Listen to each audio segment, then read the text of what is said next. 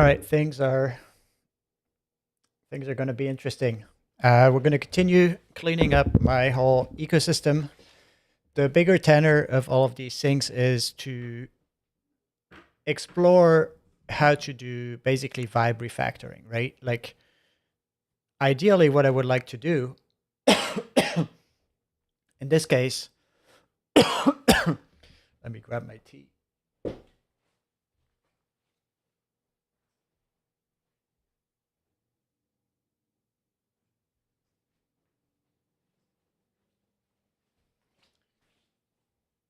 So I was saying, this idea of vibe refactoring, right? Like vibing on big code bases, vibing on professional code, I think is really, really important to tackle as a problem. Um, Going back in time, going back to 2023, 2022, when ChatGPT came out, it was really, really hard to write code with it, right? It's like it was possible to write a function, to write a couple of lines of code, but to write a whole program, to write like something coherent over multiple sessions was pretty complicated. And a lot of people, like the tenor was like, okay, it's not possible yet. You need bigger models. But it was actually possible to get really far. You just had to discover techniques that were useful, right? And then these techniques then served me pretty well once the models were bigger to like push it to the next level. So like, well, how much can we generate in one go? And do a lot of prototypes and got pretty experienced with that kind of stuff, so that now I have a pretty well set workflow of either working with the model in a more traditional fashion where there's like a pretty quick back and forth, but say for entire web interfaces and things like this now, I just go straight to build me a dashboard for XYZ, and I know that I'll get there. And this allows me to be pretty bold in my architecture in how I build things, because I know that most of my work will be concentrating on the backend implementation and being in the loop there, or being in the loop in a more kind of designer fashion where I will like start designing which pieces of the system I want, but ultimately be in the loop for a lot of the more complicated things that have to deal with an existing code base, right? Like even with agents,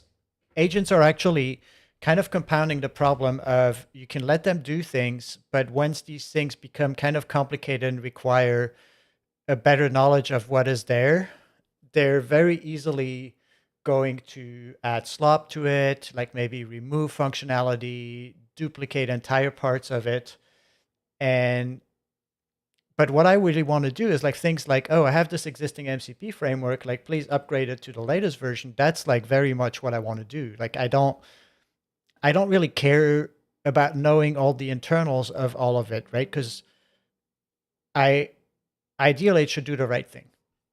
Obviously, we're not there yet, and I think part of it is that agents are not geared towards doing this kind of work, and that the models themselves are actually not trained towards this kind of work either, of like not just generating more stuff and generating more stuff and being trained to like generate entire swath of application in one go, but instead being more on the iterative side. However, we start to discover patterns where um, tool use, having the agent build tools as it goes are showing, are maybe like tools that we can use to build this kind of like refactoring engines. So one pattern that I see pretty often, which is actually quite promising in itself as well, of a model destroying a code base that already exists, is like when you ask it to refactor something, it will use things like linters, and we'll use things like language servers to spot errors when it cannot compile, right? Like, so it will start doing these intermediate steps, try to compile, fix the compilation errors as it goes and goes forward, which kind of makes sense when you're building forward, when you're building like towards a certain thing, to catch those things fairly early on. But when you refactor, often you'll have like a whole sequence in time where things won't compile, right? Or like like the way I like to refactor is I will have a target architecture, which usually is pretty easy to come by, right? Like if you throw a whole code base at say O3 and say like, oh, make a good architecture and a good API out of it, it's able to give you a pretty good target API and say like, yeah, you should be doing this and you should be doing that. And usually it like pretty much makes sense that these things will work. Like architecture is not rocket science either. You can take any kind of like coherent, self-consistent architecture and make it work for a certain program, right? Like you can write something in Rails, you can write something in like Go, you can write something as microservices, you can write something as like callback driven JavaScript without any kind of TypeScript. You can write something in like Elixir, you can write like things in Haskell, like all of these things work.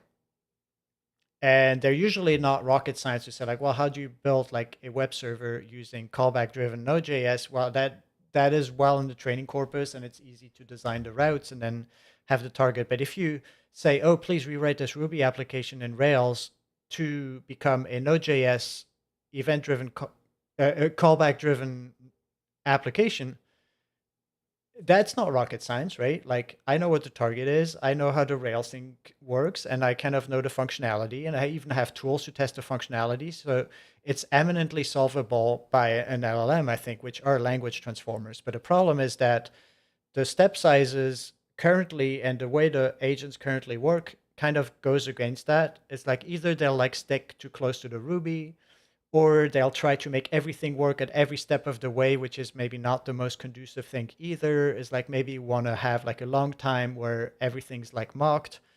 Um, and so they'll like basically get lost in the sauce, even though the starting position and the end position are pretty clear.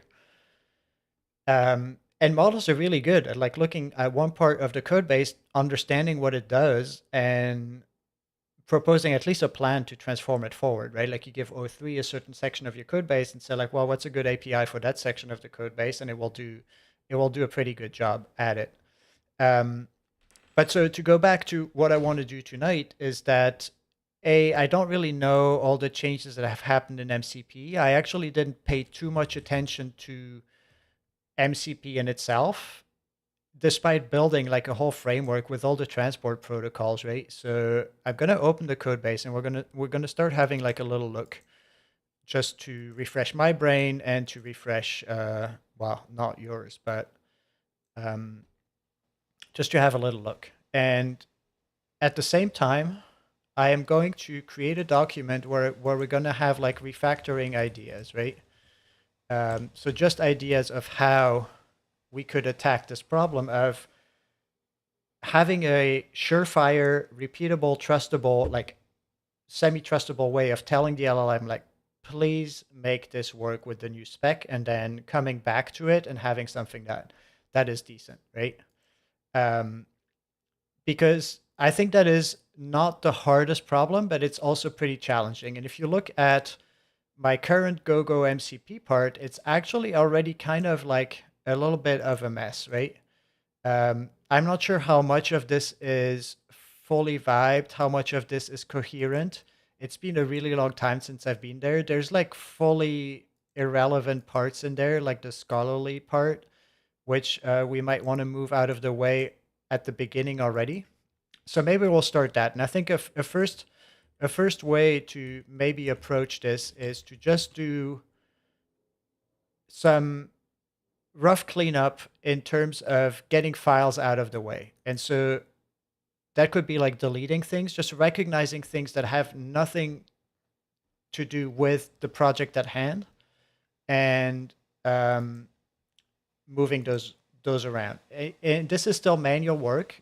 And maybe later on we can develop techniques to deal with that. But I think for now, I'm not going to tackle too much at once. I want to start with something that is reasonably self-contained to not go completely crazy. Right? Like no need to play on full hard mode right at the beginning. So I'm going to open this in Golang because Golang is an IDE that has much better refactoring capabilities than VS Code. So if I move things around, it won't destroy my packages. And one of the big dangers with refactoring Go is that you can very easily create especially if the stored is messy, you can very easily create import cycles, which will trigger the language server, which will trigger all kinds of madness. And then to resolve these import cycles, it doesn't know how to, like the models don't really know how to resolve it, right? So the first thing I'm going to do is, I'm not sure I want to keep all of these ttemp things, but we're going to keep it. There is a whole web server which I have no idea what it all does. What the heck is all of that? These are all things that maybe made sense at some point. It definitely, all of these seems to be related to like a functionality where it was like trying to index, archive, and scholarly. So maybe the best way to deal with this is to entirely kill it, right? There's like all of this stuff, which I think is not going to be very conducive to the work we're doing right now. This seems like something that would have its place in a in its own little package. So what we're going to do is we're going to create a folder which we're going to call deprecated. Actually, do I even want to do that, or do I want to just like move this back to the labs? I'm going to move this back to the labs. So we're going to add, how does this work? Add, what's our workspace name? Update MCP protocol version. We're going to add the labs repo to this guy. We're going to redo the whole Go work stuff because my workspace manager is not great. And then we're going to add go-go labs to it as well. And this is, go-go labs is something that really deserves a cleanup as well at this point. I'm sure I have scholarly stuff in there. I don't, so that's cool. I'm going to make a folder that's called MCPs because why not? And I'm going to make a folder that's called scholarly, and I'm going to move the entirety of this web application over there.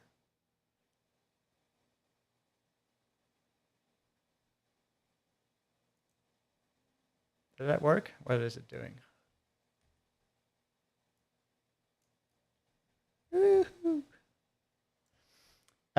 So basically moving files out of the way to at least like not have it refactor 18,000 things at once. We have, for example, N8N, which has like really, oh, this is go-go labs. All right, sorry about that. So we moved the web around, or at least it failed. Why did it fail moving it around? Good question. Command apps, no, we said MCPs.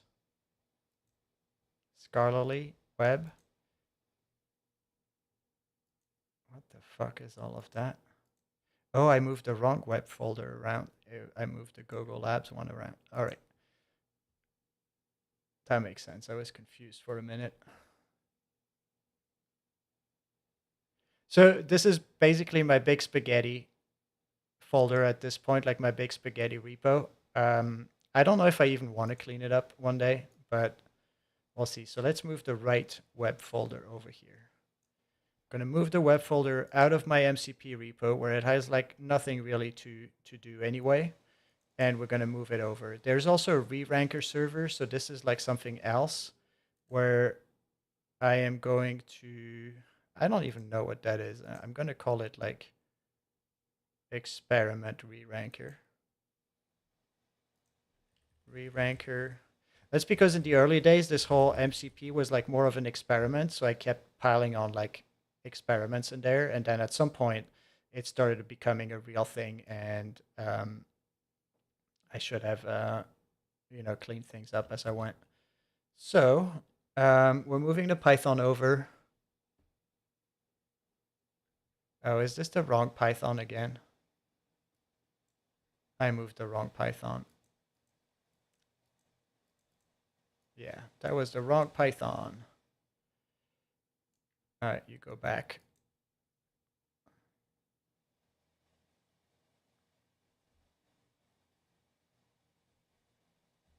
It was this Python. No, it was this Python, which goes into re-ranker. All right. Next in line, we have a changelog which we're going to kill. No need to keep that. We have a README which I think is okay. We have a PKG. We have an example folders which has all kind of junk in there. We're going to keep that for now. We have a set of commands. So we have the scholarly app, which we're going to move out of the way as well and move it back to MCP scholarly.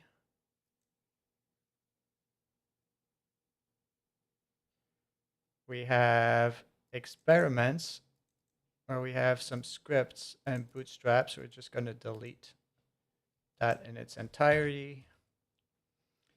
Then we have the UI server application, which I'm also going to move all the way into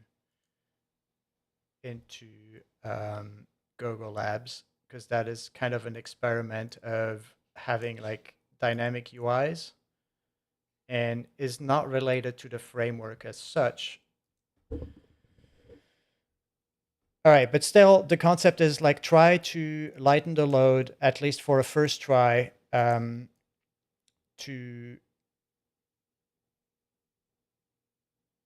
not distract too much from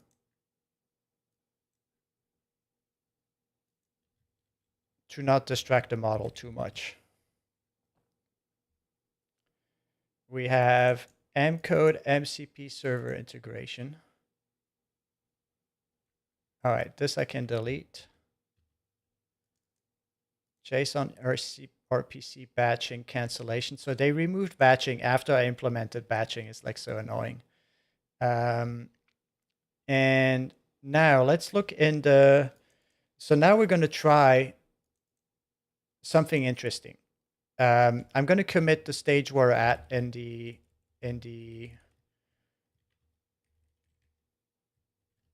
process, just like, you know, all these deleted files, just like commit that. So I'm just going to commit this as fire remove deprecated experimental code. Then we're going to go to, oh, I made a new shortcut to go into the same directory. We're going to go into the labs where we added all of these things, right? I'm going to add the Python. Git add command. All right, so we're going to sparkles add all the jank from go-go-mcp. Really kind of don't care about the quality of this. The idea now is there's a lot of stuff in there, right? And I want to go through and I want to have an understanding of what things are deprecated, what things are not deprecated, have like a pretty good code review of it all.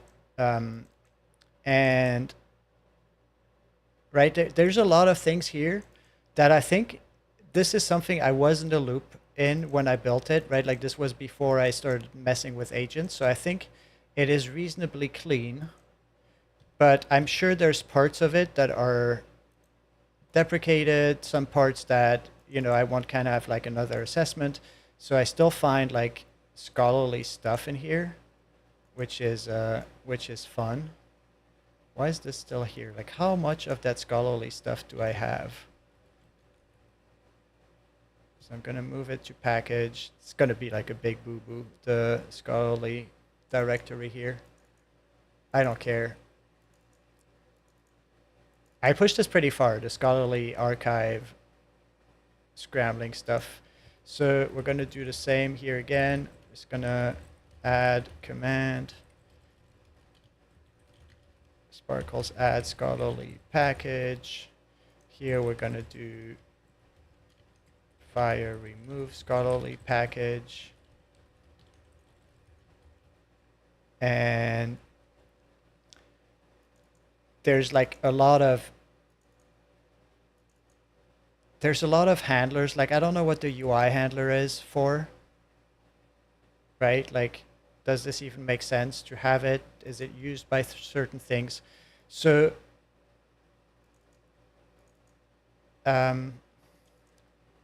like there's example tools, that's cool. There's like transport, right? Like I added streamable HTTP. I didn't even like test it, I think. And then we have a terminal UI. So there's also these interesting names of prompt provider and registry, which I'm again not sure if they're even used, right? So like, for example, this registry, a prompt registry, I think is not used anymore. So I'm going to try a technique that's going to be quite interesting. And so the first is like have an agent determine the big patterns or like components also prompted by hand. So for example, use of registry provider of determine architectural patterns and components to determine which are unused, deprecated, duplicated. For each use of a pattern, find what it is used for, then scour the code base to find relevant parts where it is either used or the functionality is duplicated, right? For analysis, I want to use the Oracle. For finding files and gathering and analyzing concrete, for finding files and gathering locations of code, I want to use the normal agent in a sub-agent, right? So this is kind of the technique I want to have, right? For each design pattern component, I want to have a report written. So before the analysis is started, the agent should confirm the list of patterns, components that are going to be analyzed, right? Use the Oracle for that analysis after creating a source map. I don't know, maybe this is too complicated, but this is kind of like a generic approach that I would like to have, right? It's like we use the Oracle, well, we first use an agent to collect different locations, right? So concept is use normal sub-agent to gather source into the context window, right? Use the Oracle to do an analysis, potentially have more sub-agents collect source information about the parts of the analysis if necessary, then give the Oracle the collected information. And this is basically dynamic task planning, right?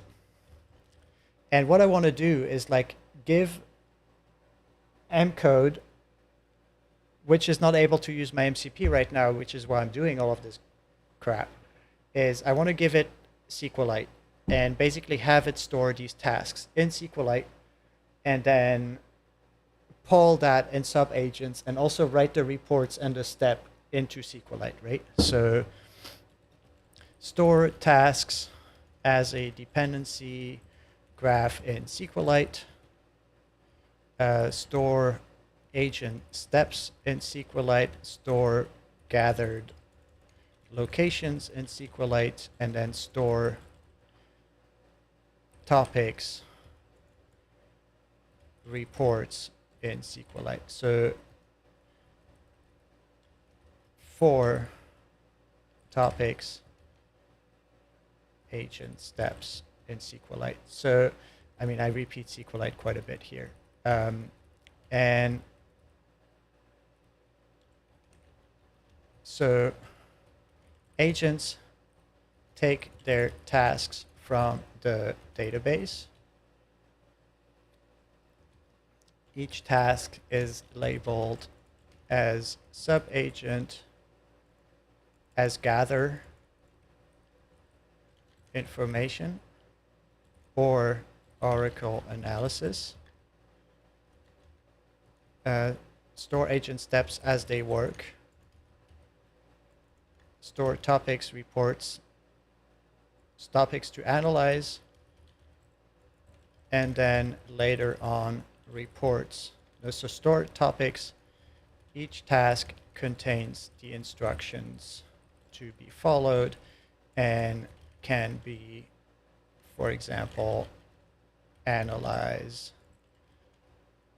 XXX or gather source for XXX. They point to parent tasks if necessary. Multiple tasks can be created at once with dependencies. Tasks can only be started when dependencies are fulfilled. Store gathered locations as well.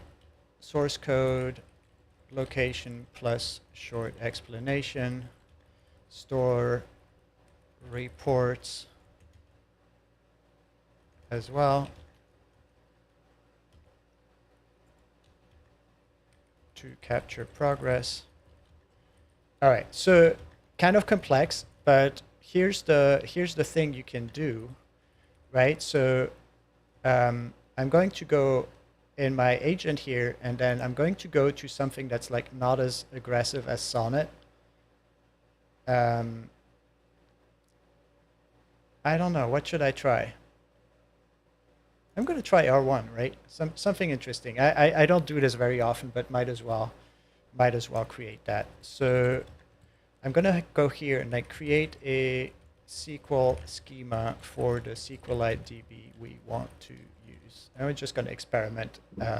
It's the evening. I want to try something new. Well, I'm trying many new things.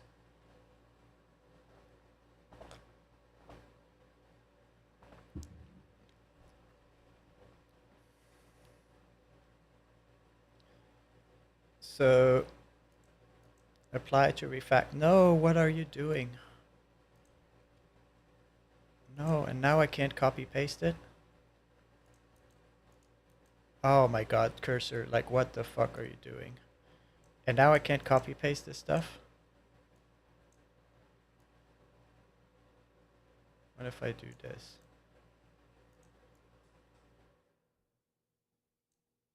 That's it, I'm done. I can't do anything with it anymore. I have to apply it. Holy crap. Oh no, I can go back to show code. Okay, good. So let's look at this. Create table tasks, type, gather information, status. All right, instructions created at task dependencies, that's cool. Agent steps for task ID, step type, that's cool. Details, we have gathered locations, that's cool too.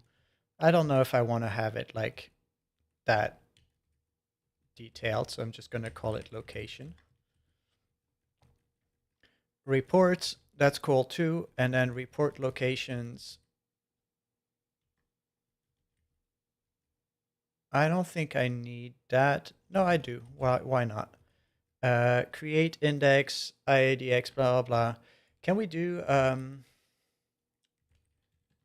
don't know enough about SQLite. Create SQLite functions to insert across tables.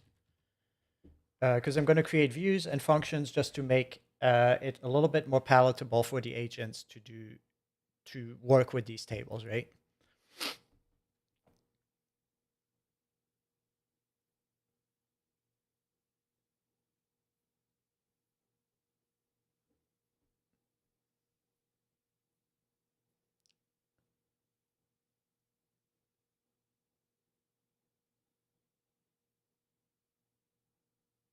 Can you do updatable views? That's crazy.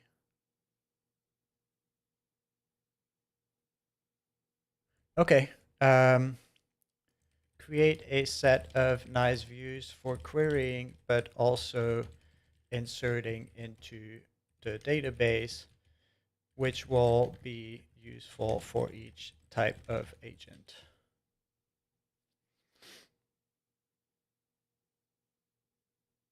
Man, is it going to tell me that every time?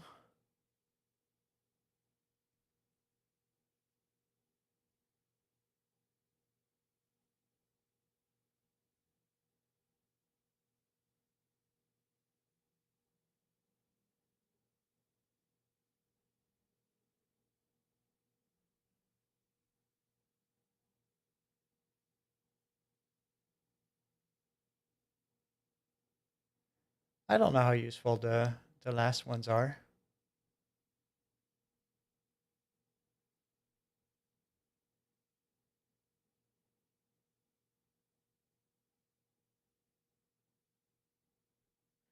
Um, Create a set of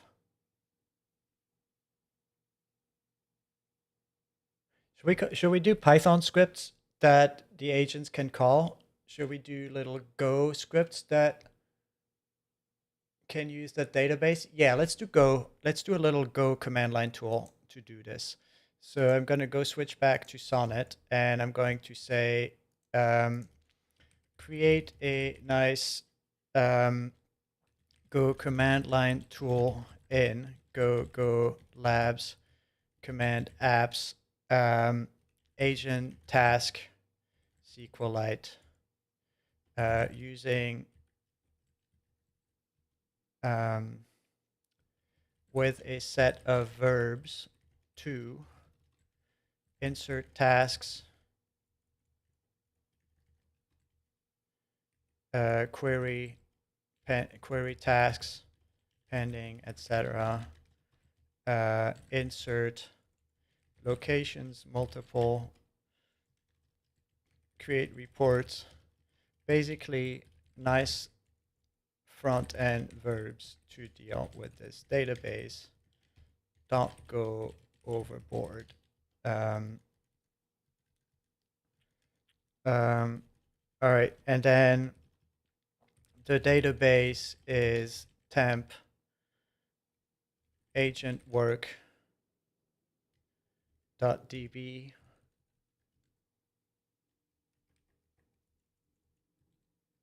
per default, but can be overloaded with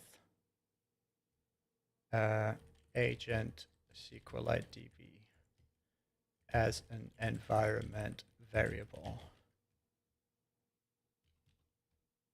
All right, so we're going to create a nice little command line verb that then is going to be basically the stand-in for an MCP, which I don't have, but will be able to be used by the agents instead of having to necessarily deal with raw SQL, although they could very much use raw SQL if we give them SQLite, right? So ideally, with the Jesus MCP that I actually want to build, which is basically a JS sandbox, I could generate JavaScript on the fly and have it be done there. But here in this case, we do have to do it separately, right? So let's see what it does here. It is totally able to follow the instructions that I gave it, which is cool.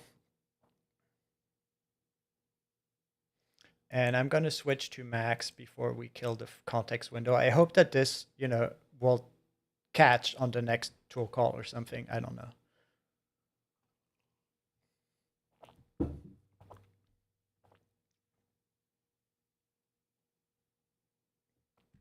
So I'm curious to see, right, what if we give these instructions and then basically say like go explore the code base.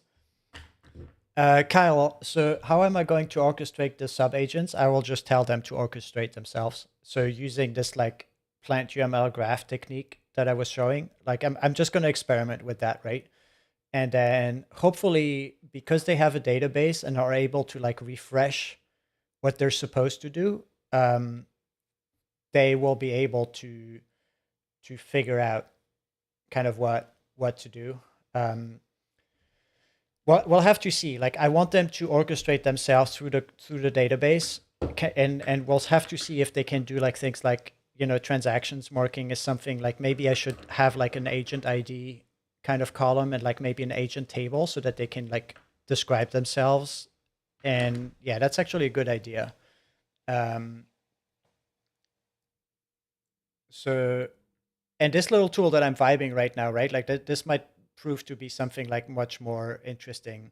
And part of my MCP framework is there's this thing called embeddable, which means that you can, oh my God, this is totally vibed. I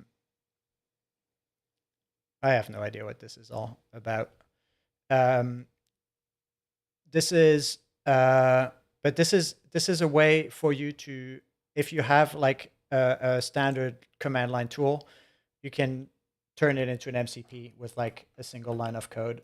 If you use like my framework to do command line tools.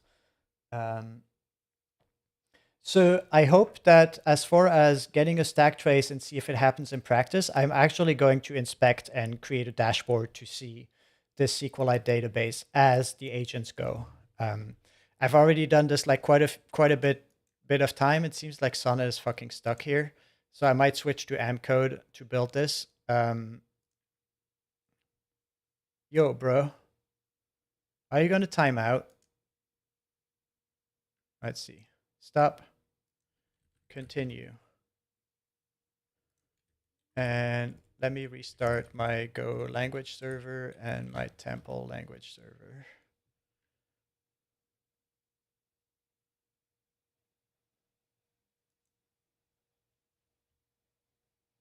This is so annoying, man.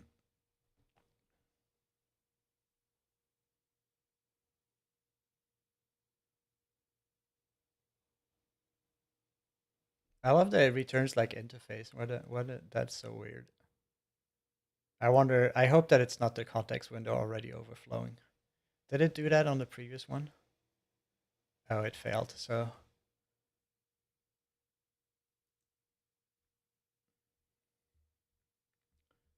This is the kind of stuff that smells like overflowing context window, but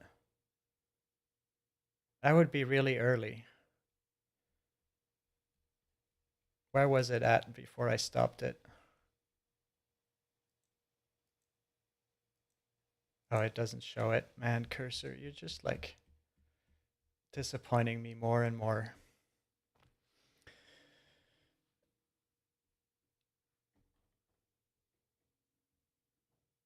Yeah, I see. It's there's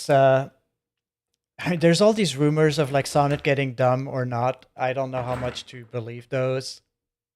They could be true, they could not. I tried to wake up at like 4 a.m. one day and just like test it out, and it wasn't like shockingly conclusive.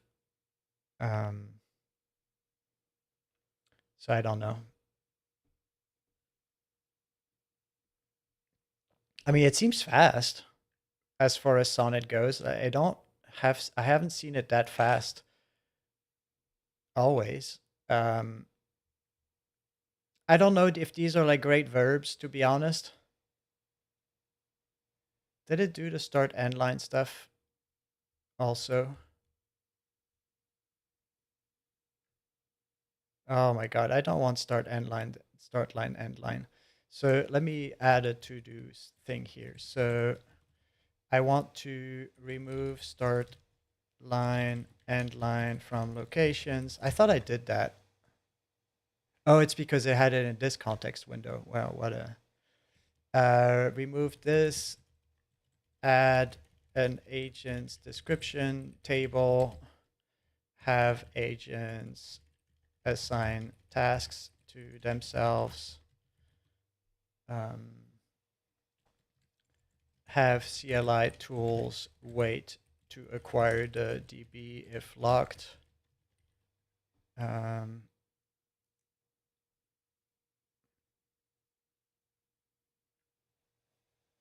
I mean, this was pretty fast overall as far as I know Sonnet to go.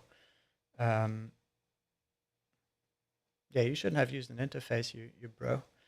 But it has create report, insert locations. Then it has query tasks and it has insert task. Like that's pretty good. I like that. We're going to add an agents table along with verbs to import to describe agents, and I'm going to add a web app to display all of that with server-side events when they update, or like some kind of WebSocket connection, or maybe just polling. Yeah, polling is better because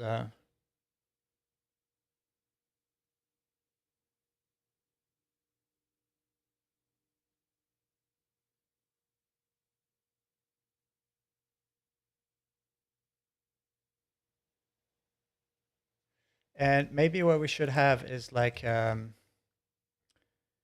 big picture project table. All right. So error building command, invalid default value for argument what?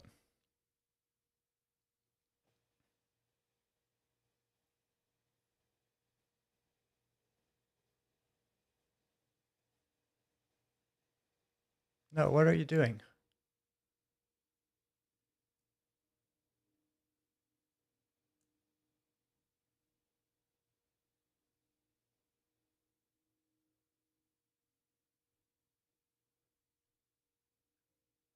All right, so this is good. We're going to say, well, we're just going to paste this, right?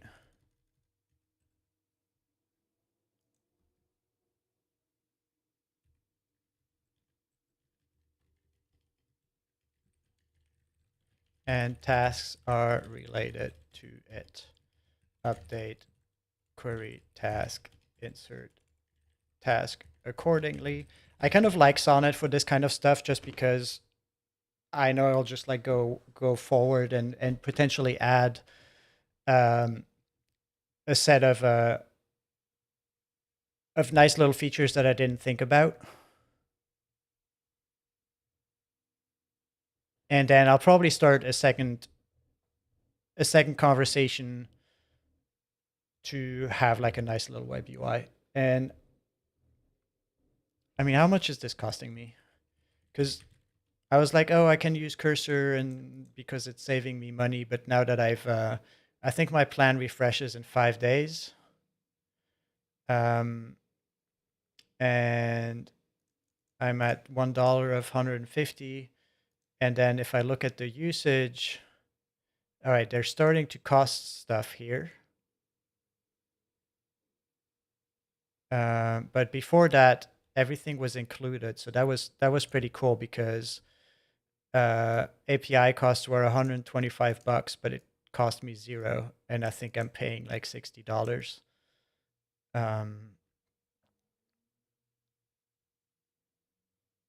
But I didn't use it very much this month, so I don't know how quickly this will add up. Because Amcode source graph keeps feeding me tokens, so I'm pretty happy about that. I don't think this doesn't look like Claude went like overboard with this stuff. So that's nice.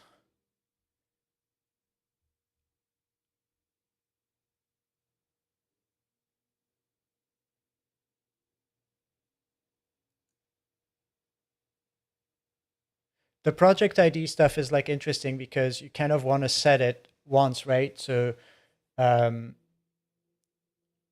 then for the agents as well, like it'd be nice to be able to have the agents set their environment variables, but I don't fully trust that. So we'll see.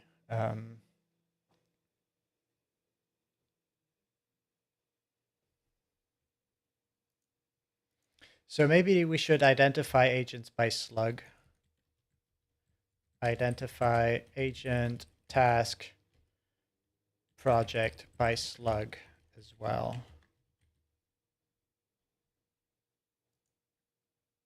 Because the slug will allow us to have like semantic meaning. So not only is it going to be more readable, but it will also help the model know which task this is about instead of just having integers everywhere. So I'm also going to add that.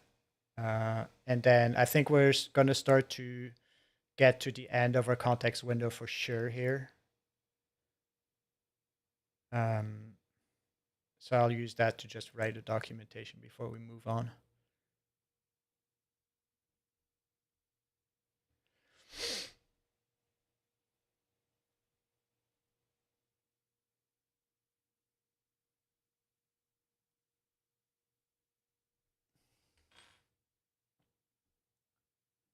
Oh, so the exchange in the Discord, I think it was the person that posted it was basically showing how you can send commands to Cloud codes running in different tmuxes. I think that was like their thing is that, oh yeah, you can easily control like multiple of these command line things by just using tmux to send them commands and then reading the output.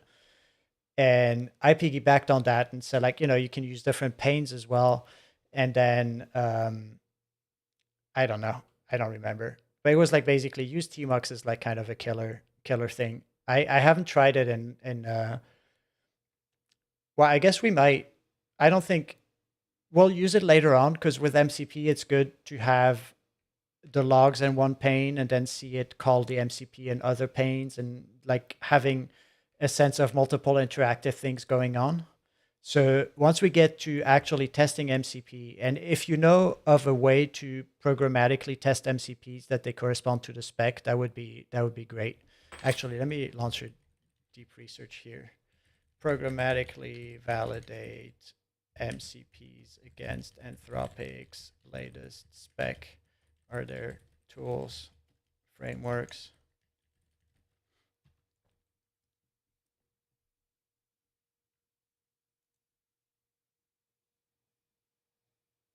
Holy shit, like this is okay, this is starting to be a little bit too much for my taste. Like, what are you doing, bro?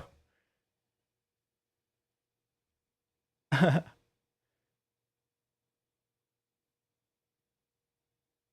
mean, it's all pretty much on Rails, this kind of stuff. It's like just repeating itself. So it's fairly easy to spot context window blowing up,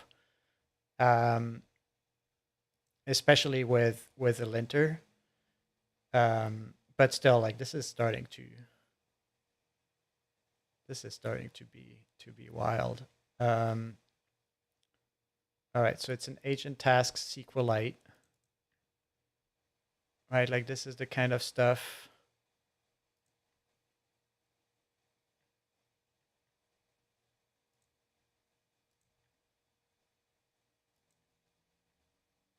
Okay.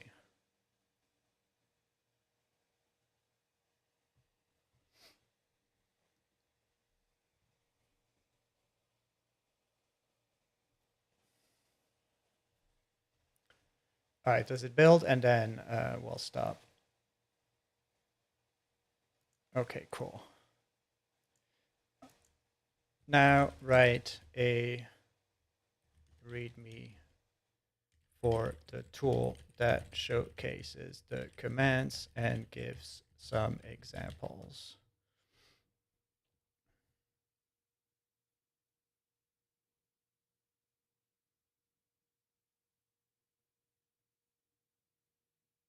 I don't know what to do with all these projects, right? Like there's so many. Like Agent Fleet is like a complete mobile app with web app with like a mock agent of synchronizing coding agents. And they were vibed in one go, right? So they're actually pretty decent in their architecture. It hasn't been like slopified yet. And I'm like, if the next time I do this, am I going to revive it? Or should I use the fact that this already works pretty well? And I think designing this kind of workflow here is going to come in really handy. Um, and I think in terms of like control flow of agents, there's not much to hard code, but if you give them the right tools to say, leveraging like existing planning algorithms, for example, right? Because this ultimately is just going to be like a very simple planning algorithm. Um, the thing that we can now look at is the README for this, and this will allow me to find some more information. So path to your database, create project. So we're going to create a project with the description. This looks pretty good. Create agent. That's also pretty good. Then insert task, project ID, and we could potentially make something that's pretty ugly. Yeah, this is nice. I do want to have in the idea here is set the default project ID.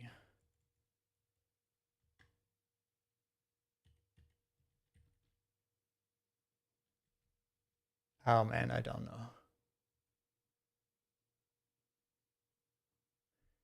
Yeah. Set the project ID plus task ID an agent is working on so that only the agent slug needs to be passed to the commands. I don't know if I should write this in the same conversation. I will try. I'm going to commit this before we move on. So we can create a project, right? And then when we create an agent, we can assign it to a project. We can assign it to a task, and a task can be assigned to the agent as well. So I wonder if I'm thinking too far. Maybe I should leave it as is and see how far we get with the IDs. Maybe I should do a slug. At least a slug.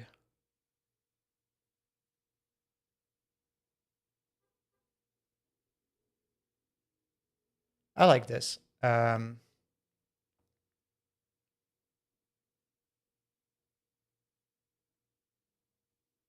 like this quite a bit. So let's go into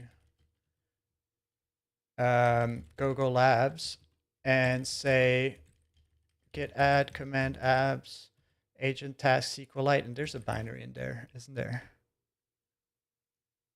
Let's remove this garbage. And there's a binary here. See, I keep telling it to build its binaries in a different location, but it just like won't listen. All right, so add agent db tool.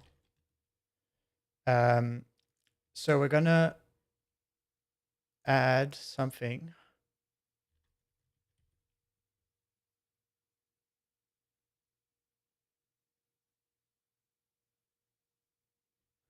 In the task verbs, is there like a verb to take the task, to assign a task to an agent?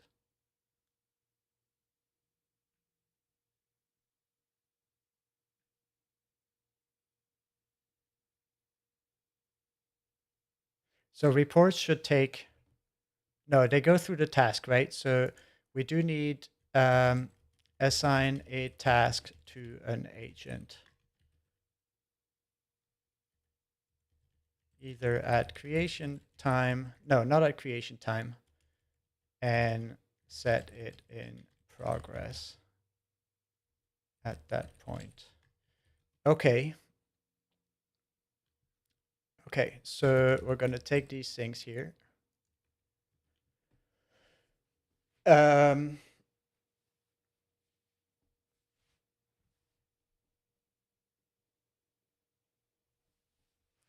Oh yeah, it for sure is. I mean, I'm having a blast.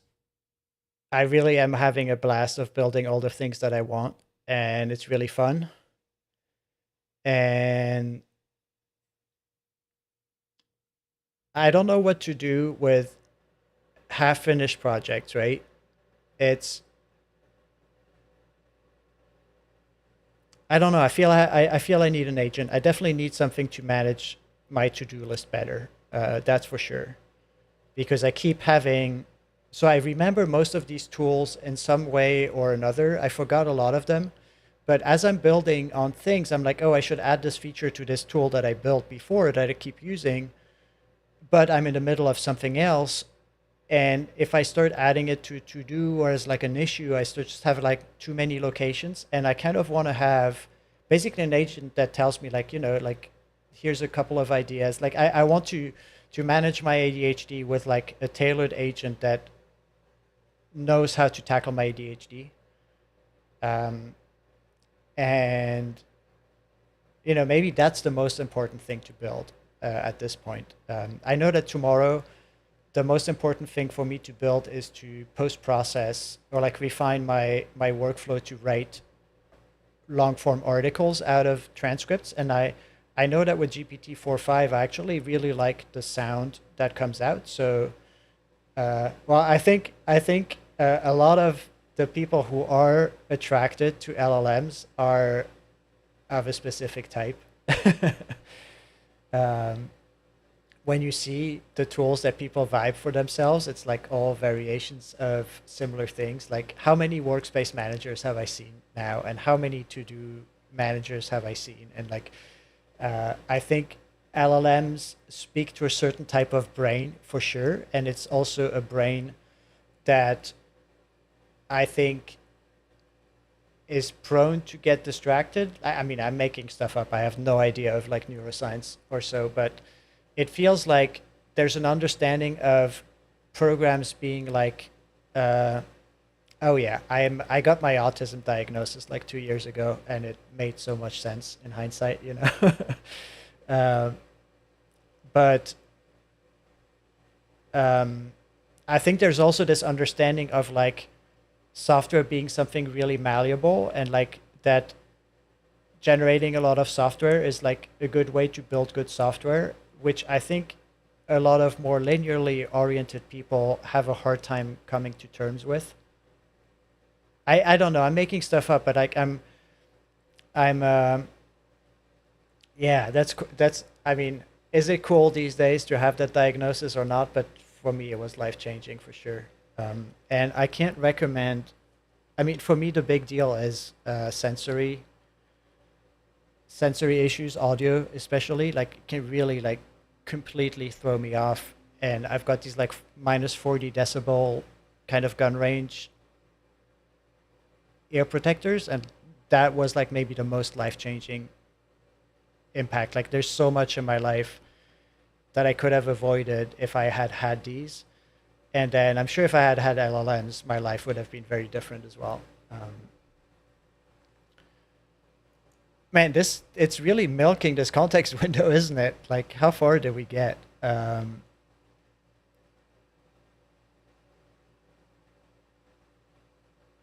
Oh, it's funny. It like removed the dash ID, and now it can do slug NID. That's really fun. Yeah. So, but as far as the autism goes, like, welcome to the club. We're definitely like a group, um, and people who are like, there's definitely like a separating line where you see people, because I could tell from the AI in Action Club earlier that you're really deep in it, and you've been thinking a lot about it and like the bigger context of all of this as well, right? Um, oh, interesting. I need my total silence. Like if I put this on already, it's like minus 40 decibels. It's kind of wild. And then when I put these underneath, it's like I can be like you can literally have an earthquake and I won't notice, which is great. It's like I live in full silence these days, and it's really enjoyable, especially because the U.S. are so fucking loud. Um, this guy is still going. I'm starting to get a little bit worried because I'm starting to get a little bit worried by how far we are into the context window. Then it's like the max, and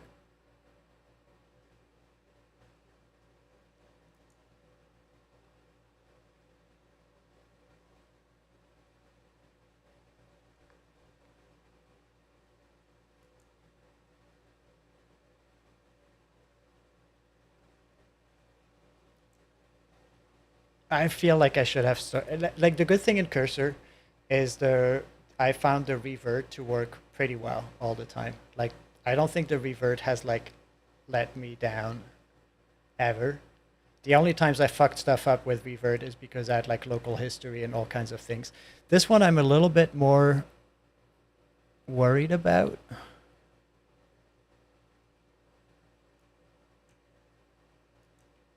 All right, but anyway, it's still not warning me that the context window is too big. Like, so it's updating the README as well.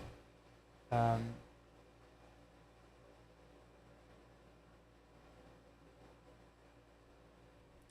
yeah, it definitely. I think in terms of LLMs, like I think that's why the whole world is going crazy, right? Because it basically mirrors back the way your cognition interacts with words, mirrors it back smack at you, right?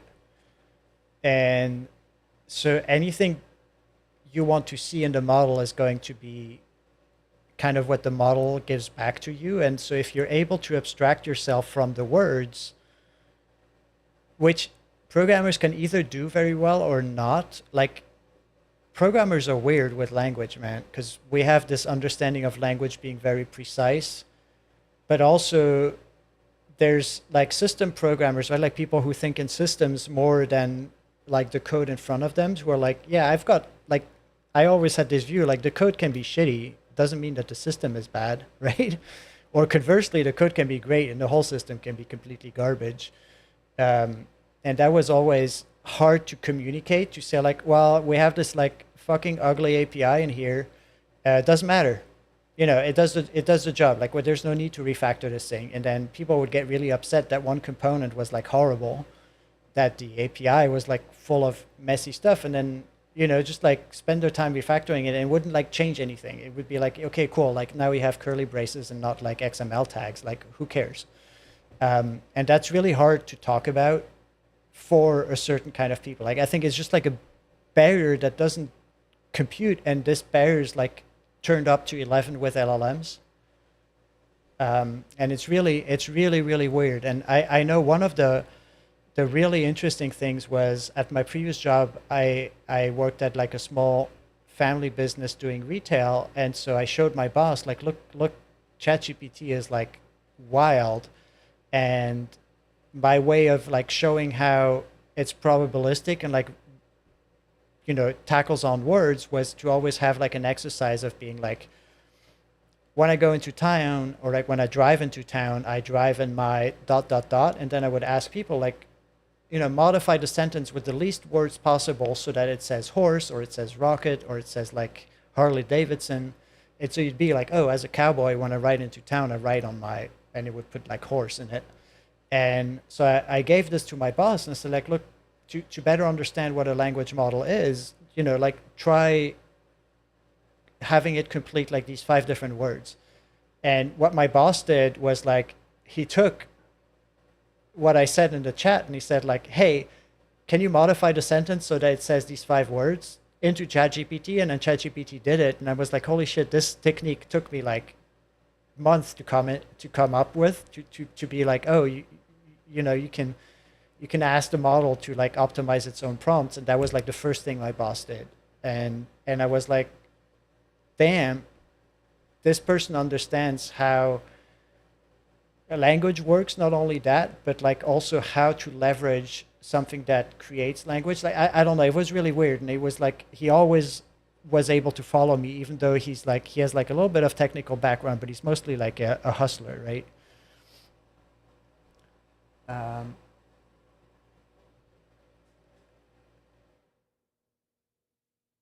what is the part about quantum information theory? Because I my first internship was at a quantum cryptography company, and so when I finished my internship, because I was doing just embedded stuff, and when I finished, I was like, okay, well, I guess I'm going to learn quantum cryptography, and I opened the quantum information theory book, and I was like, fuck no.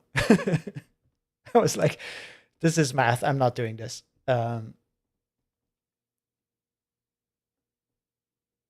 So what's your job? Like, where are you?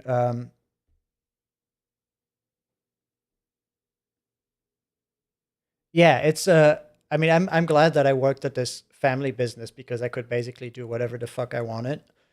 Um, and there was like a yeah, there's the grokking of it, right? And grokking is so coupled to interest and tenacity, I think, right? Like you just have to persevere with something until for some reason it makes sense. Or is that what you're talking about? Or I don't know if we're talking about something the same thing. Um, all right, and while you answer, I'm going to try to focus on this a little bit though, just to get it going. So, um, one of the techniques I found works pretty well. So it created this README, right? But now I have this whole vibe stuff, and I'm not going to read the code because I'm not crazy. Um, but I still do want to test this stuff, right? So what I'm going to do is like create a step-by-step Q&A guide to help me test this whole system by walking me through a scenario with commands step by step, store as QA guide.md. So I ask it to write me a QA guide, and then I'll basically execute it either by hand or by asking it to execute it. All right, yeah, the public stream thing is I tend to be a little bit too open, but I gathered you were in software. All right. But yeah, this I'm giving workshops to software developers, and I try to communicate this like more the meta side of prompting, right? That like words are important more so than syntax, for example. That like naming variables is really more important than like whatever programming language you write in. Um, those kinds of techniques, and it's like really hard. For example, the concept of DSLs. I don't know if that's a technique you found. It was really hard. When did you start working with LLMs for programming? Like my entry point was the Copilot Tab Completion Alpha, which I think was like early 22. And then I fucked around a little bit with GPT-3, but couldn't, like, it didn't really grab my attention. I don't know why. And then when ChatGPT came out, I did the nonsense of like, oh, translate all my documentation into limericks, and then do it like a rap battle between Postgres and MySQL. And then when it did the rap battle, it started creating views to diss the other database, and I was like, this works way too well. This is way too close to real stuff that. The Monday after ChatGPT came out worldwide, I was like, I'm going to do everything with this, which was rough in the early days. And so one of the techniques was creating DSLs. So asking the model to create a small language so that it could express itself into whatever 2000 tokens it could do, and then transform that DSL into like real code in the second step, which still works like wonders. The rap battle idea, well, yeah, that was just me fucking around. I was just like, and in some ways, I'm glad that I messed around with that idea this weekend, right? Because I saw it on Hacker News, and I was like, yeah, whatever. What is this ChatGPT thing? I don't care. And then everybody started posting this like nonsense. I was like, okay, well, I guess I'm gonna try.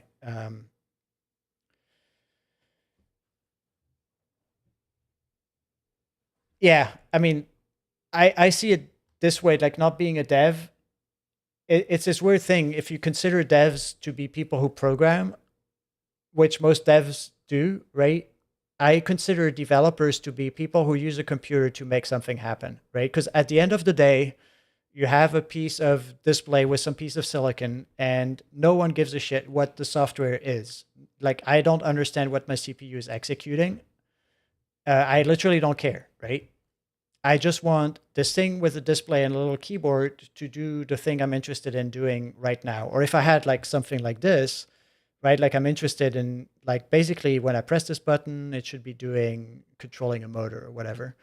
And if you're able to get a computer to do that, you are a developer. You are making software, right? And so that means that any person, even if they just have like a simple system of drag and dropping files into folders, is in a way a developer. And LLMs really make it easier for people to become good developers, right? And obviously knowing how to code is going to help you be more efficient, or used to be like the real differentiator, right? Um, but the same way that like Google Sheets, for example, is a great tool to make things happen. Um, and it's really hard for, I think, for a lot of, I'm harping on saying like other developers, but it's really striking to me how, how weird this discourse is of people saying it still doesn't work. That uh, making a computer do things well is very different from making a computer execute good code, or like writing code that does things well, right? Um, yeah. I maybe you can relate to that, right? And it's like if you um, what working in retail helped me understand, and it was like a family business, so it was like even quirkier. Um, was that software does not need to be perfect, right? So I came in, and when I joined, I was like, oh, the database is like losing transactions, or it's like something in PHP is like in WordPress is like fucking up transactions. We're losing complete orders. We're losing like 20 orders a month. And my boss was like, how many? I said 20. It was like, yeah, I don't care. I don't care. We're not going to fix that. Like, orders get lost all the time. We just give people a coupon if they're upset. Like, stuff gets lost in shipping, stuff gets broken. If it's only 20, we're not going to care. Like, and so that taught me a lot, right? It's like, it taught me that, like, as long as the software is, as long as the computer, as long as the thing in front of you is doing like something that works well enough, then you've built good software.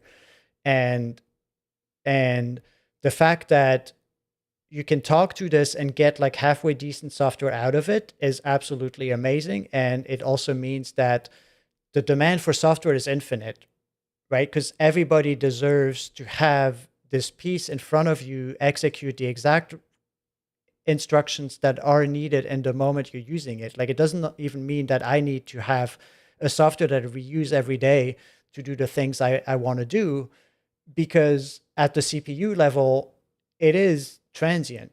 So of course it's nice to have something that doesn't change from day to day. But really, on-demand software means you could actually have the come up with this instruction stream that is needed right in the moment you need it. And we're getting closer and closer to that. Um, so anyway, where I'm going to do this Q&A, otherwise we'll never get to the fun part. So we have a Q&A guide. Gee, this like really milked the whole context window. How far are we? Like 150,000 tokens? Okay, well, not bad. Um, so this is going to give me a guide to test this, right? And I wonder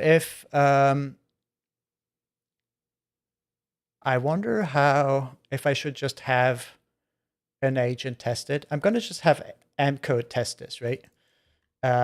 So one thing I'm going to do, however, is I'm going to replace come on, %s, what is it? What does it use? cmd.apps dot by nothing. And oops, amp, no, agent task SQLite. No, like this, right? All right, so I don't know if agent task SQLite is the best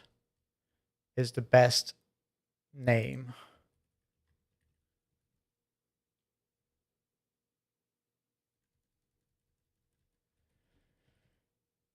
I don't know if it's the best name. What should we call it? What is a good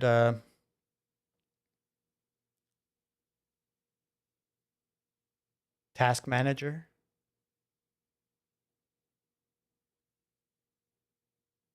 I'm going to call it task manager.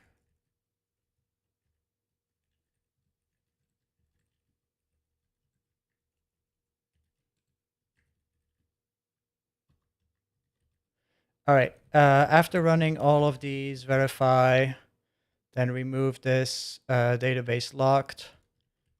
Yeah, let's try that. So I'm just going to go build it. Go build into local apps, and I called it task manager, and then it's going to be command apps agent task SQLite, right? All right. So we're going to go.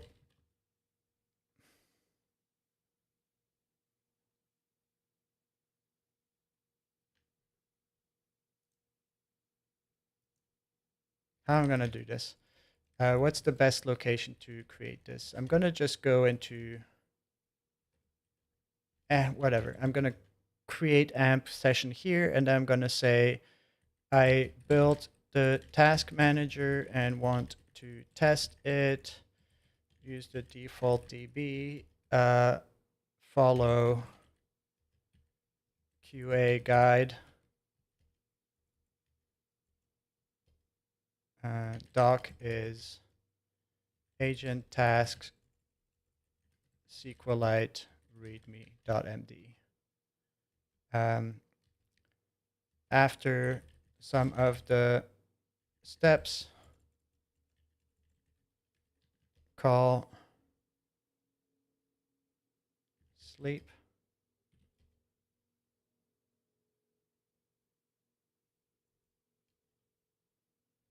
Before moving on. No, must sleep 30, 20. So I have time to look at things. And flash the screen.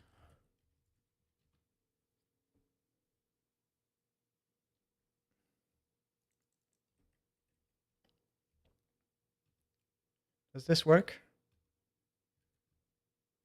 No.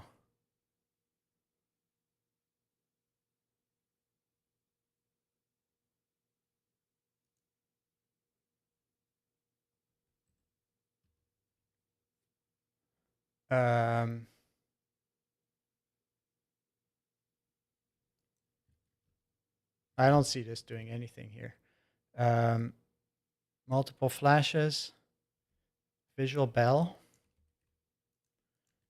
print F,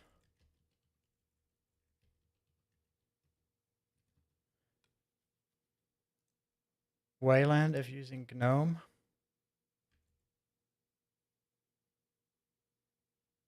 Open a terminal for 5 seconds. And Kitty saying yo using banner horizontally or Figlet. I don't know. Why am I messing with this? I guess it's Friday and I want to be funny.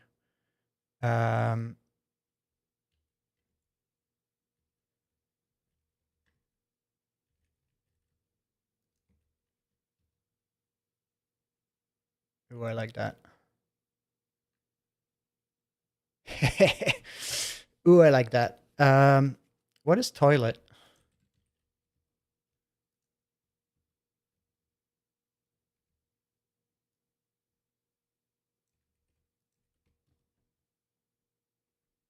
Banner's not installed.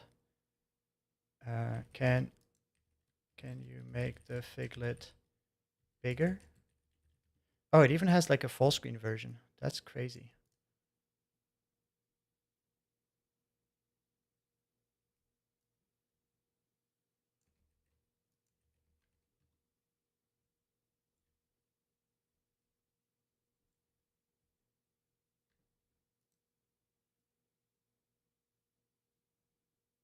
All right.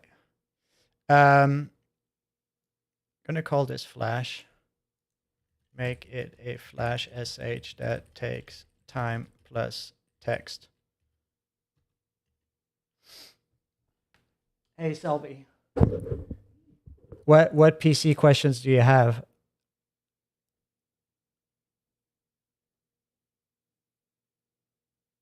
All right, nice seeing you, Kyle. Sorry I missed that. I was like in I was deep in my testing.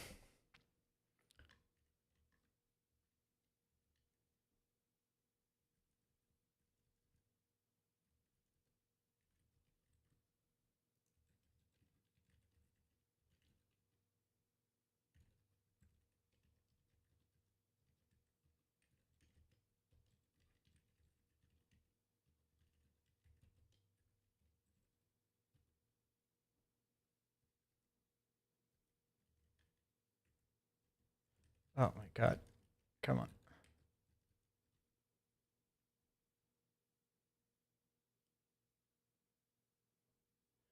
Okay, cool.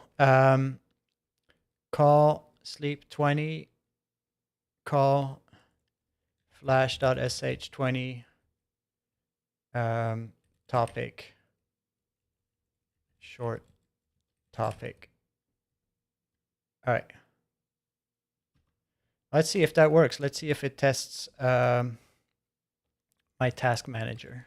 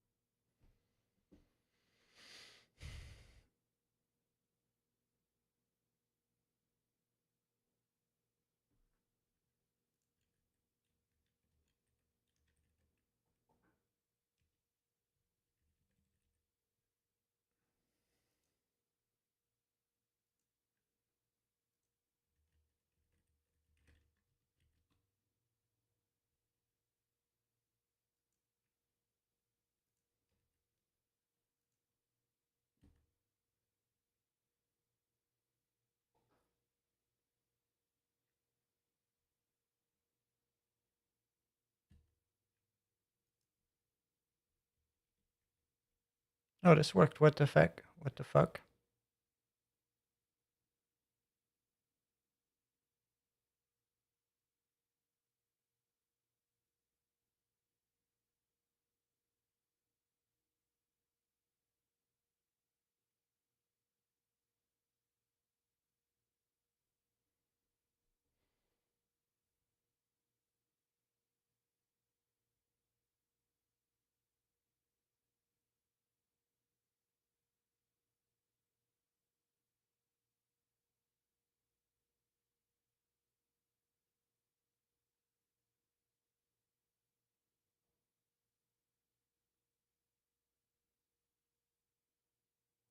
I don't know if this is like the prettiest format to use, but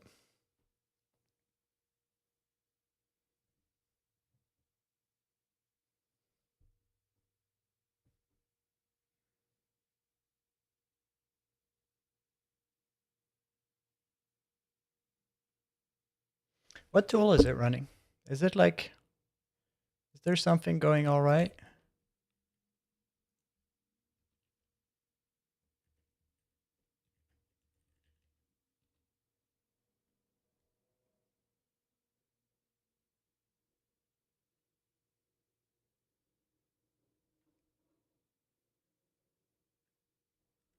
Uh,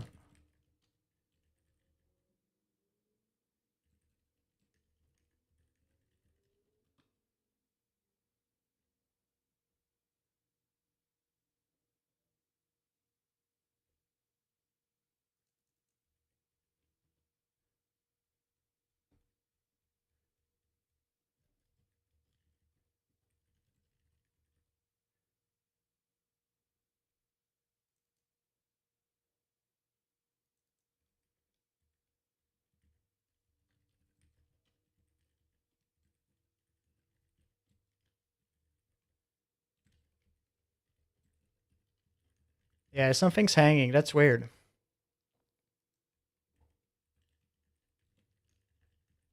To have been hanging. What was it? Output which command you are running before you are running it.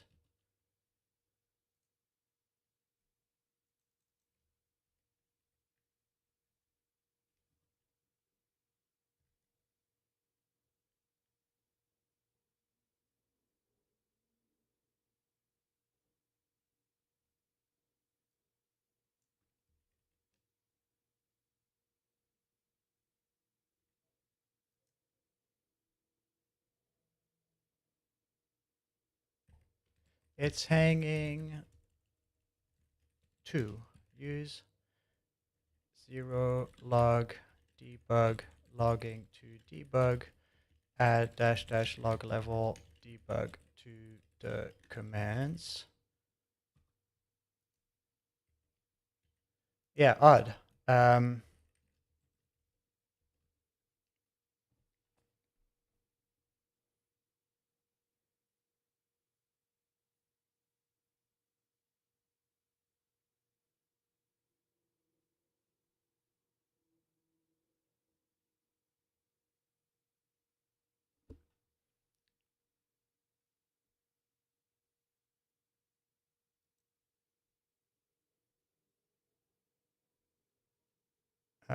No, this is, why is this hanging? All right, just, so how does the init logging work? How is that? I always forget how this is set up.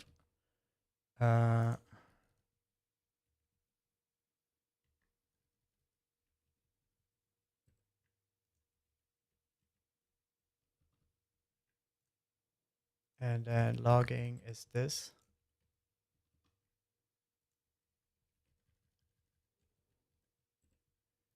And root command. All right, let's add some logging. Let's try to figure out why this hangs, which might not necessarily be the worst idea for the hanging, but no, add the code that I gave you to the task manager main.go in apps agent task SQLite main.go. This was like insert task. Do I have to really read the code? I don't want to read the code. Insert task. Why might this be blocking?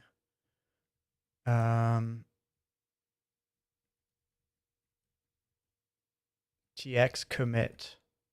Fail to commit transaction.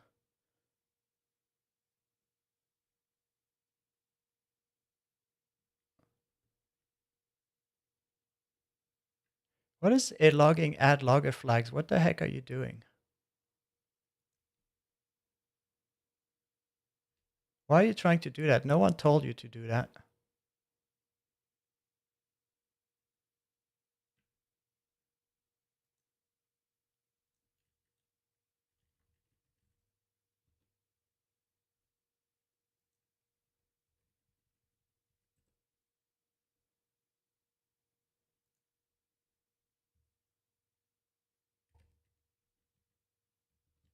This is how you do it. Look at glaze main.go. Man, what is up with Claude tonight? Is it one of these examples of it being like dumb? Why is it not under, why is it trying to do that? Where does it get that from?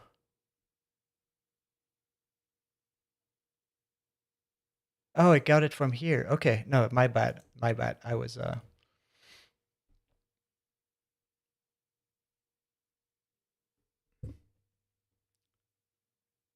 nope. You need to add the debug logging to insert task.go.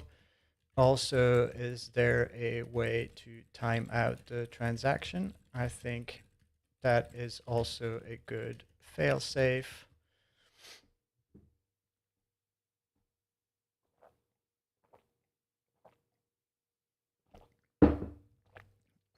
Man, vibe coding left me hanging.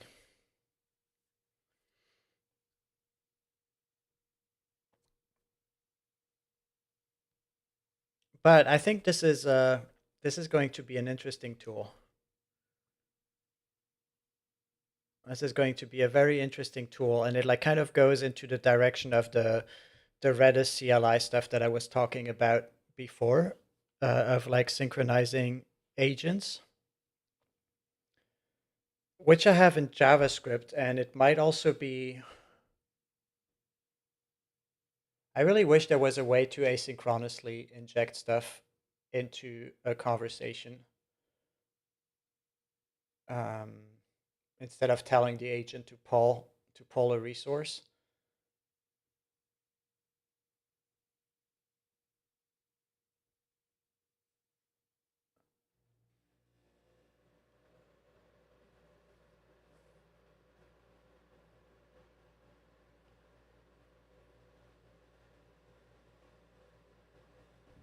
Mm. Run them with a 5-second timeout before killing them to be on the safe side.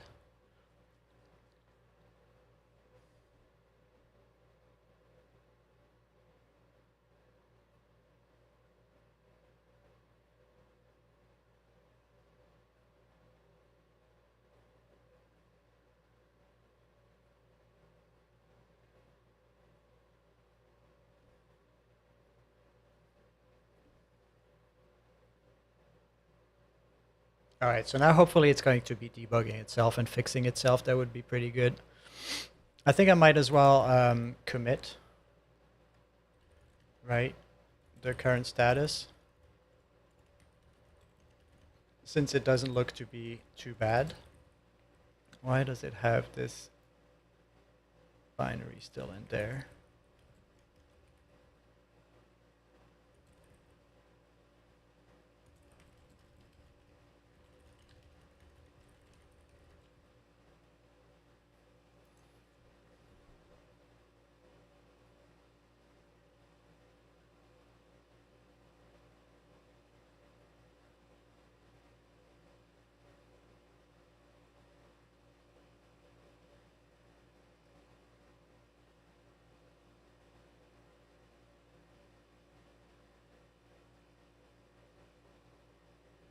So what was it finding as an error? It was well,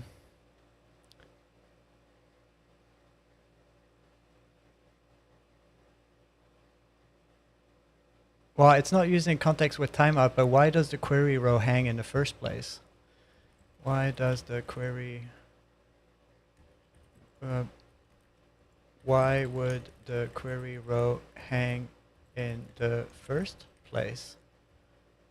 Then carry on.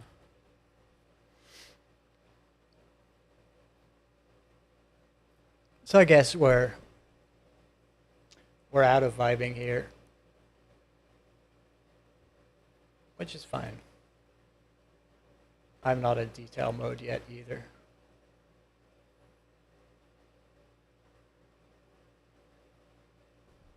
So what did it tell us? The issue looks is that we're inside a transaction, but calling with the main connection rather than the transaction connection. However, since we're trying to resolve task 1, which was it should be visible, this suggests either, well, it's like,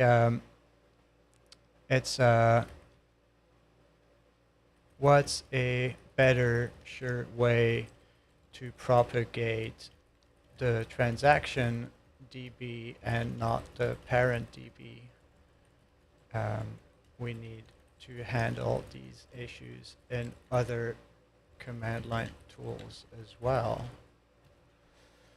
So here I'm learning something. It's also like kind of a pitfall that I would like to record in a database, right? Which this is like another tool that maybe we should add to this like task managers. Let's like record observation. So I'm gonna add that to the to do that I had. Where was my refactoring ideas? Add a observations or TIL lessons learned table to record bug fixes and issues encountered.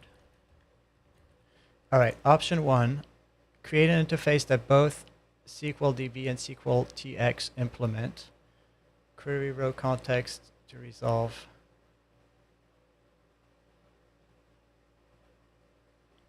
Isn't option 1 something that might be available in a package already?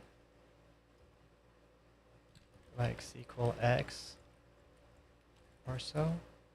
How does this get done idiomatically?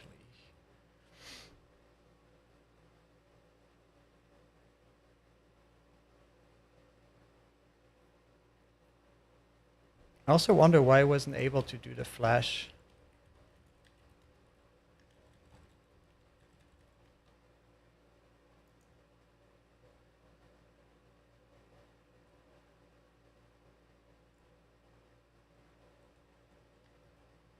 Why was it doing this? Flash sh line 16, 17. Oh, did I leave some garbage in there?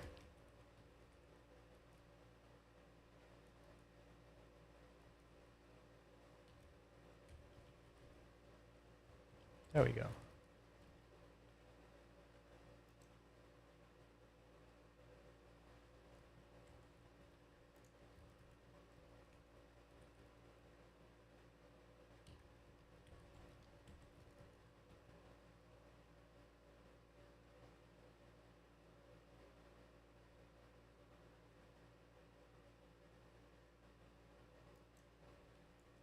Why is it not killing it?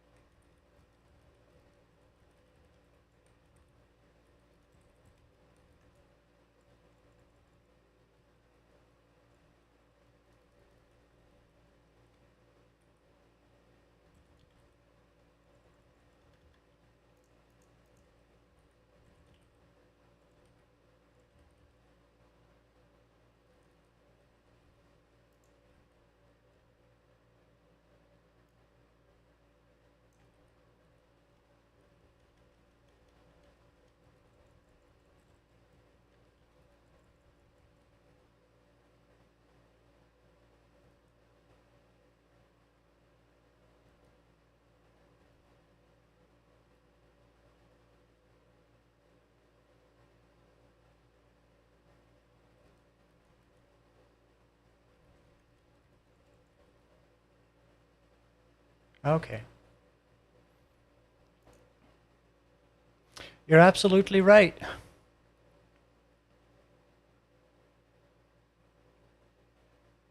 All right, use SQLX.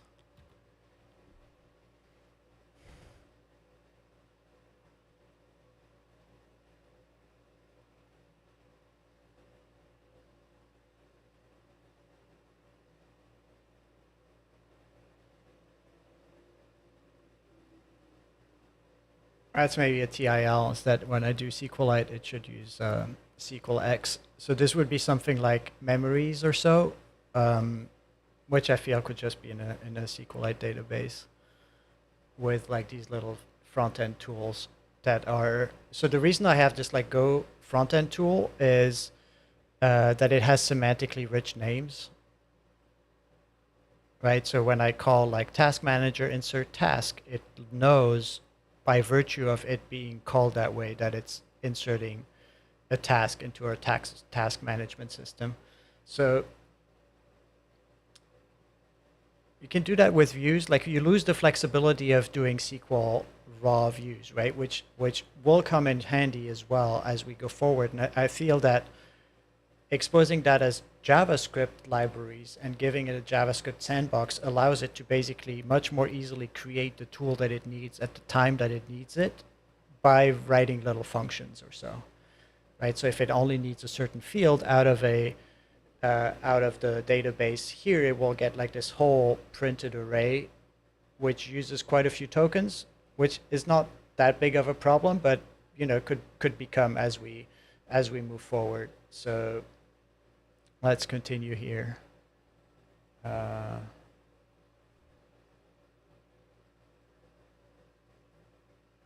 This is a bug that I already found that I saw previously.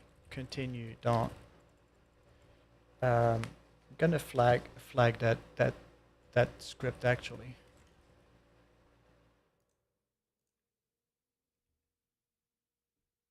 Yeah. Let's make that public. And let me quickly switch away while I go into my DMs. Let me quickly switch away while I go into my DMs, and then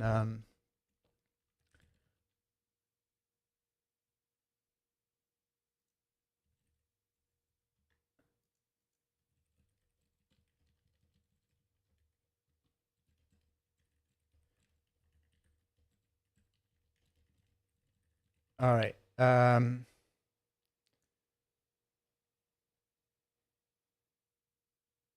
All right. So bug reported. Hopefully it's not gone into a spiraling loop. No, it managed to continue. All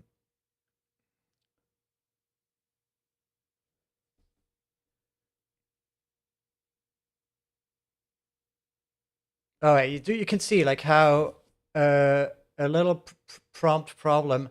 Why is it doing its own thing here? It doesn't have query row context. I need to use a different interface for that format. What is, and it's doing the same thing again. Holy shit.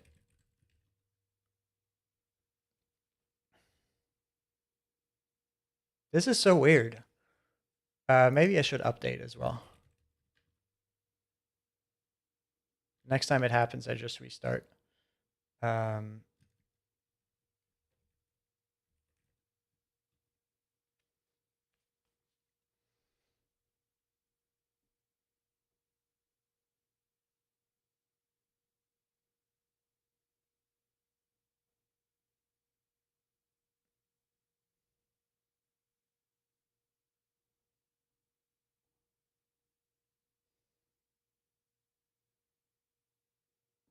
It's weird that it doesn't grab for like SQL DB, but instead grabs for the individual function names. That's funny. I mean, I can understand why. All right, I should be ordering some food. It's getting late already as well, huh?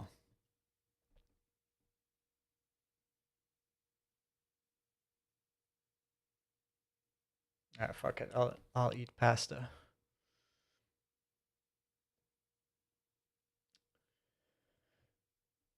All right, how far are we getting? So, for people joining, I'm basically building in the way of refactoring my MCP stuff. I'm actually building a task management system for refactoring agents, and I'm kind of curious to see what this is going to create. Right? It's like what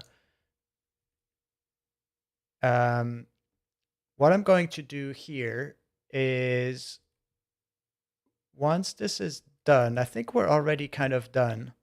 So we're going to switch back to Sonnet, the normal one, using the agent. So agent task SQLite README should have, we're going to replace agent task SQLite with task manager. And then using the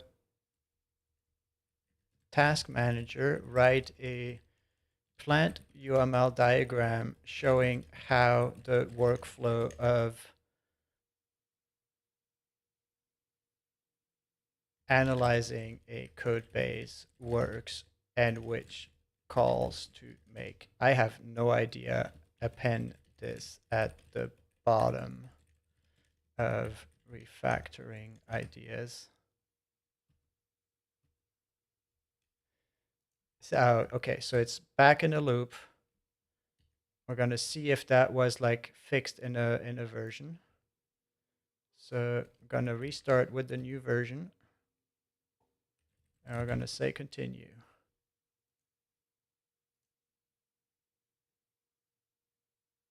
So I'm curious to see if this is Sonity stuff. This looks like huge. This looks overcomplicated, but who knows? Um, who knows? And so the cool thing with agents is that control flow of agents you can control by basically just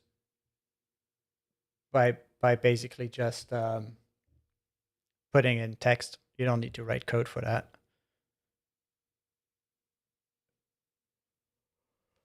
All right. Cool. So now it works. All right. It's going to continue working with the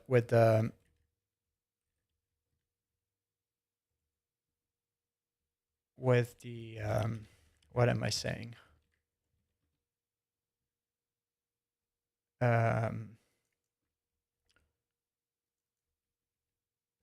With the Q&A session.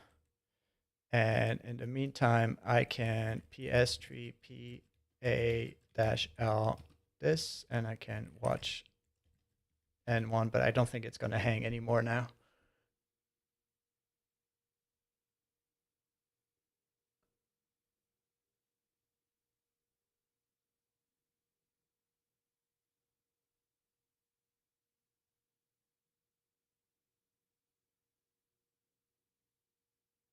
So what were the issues?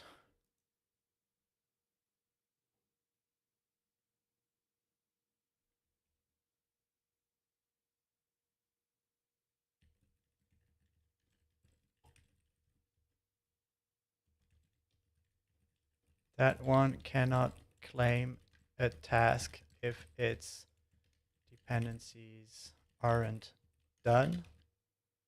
If you acquire, print out the dependencies used, even if it can't be created. Because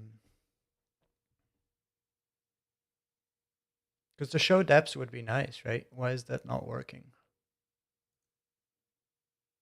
I don't think I need to watch this below. And in the meantime, we can go have a look at what this looks like, and hopefully it renders the plant UML. It doesn't. So I do need to install the extension for plant UML.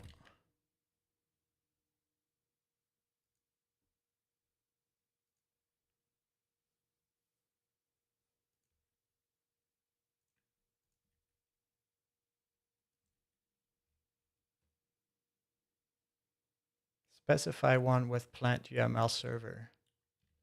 Plant UML. What does that mean? Specify one with plant UML server.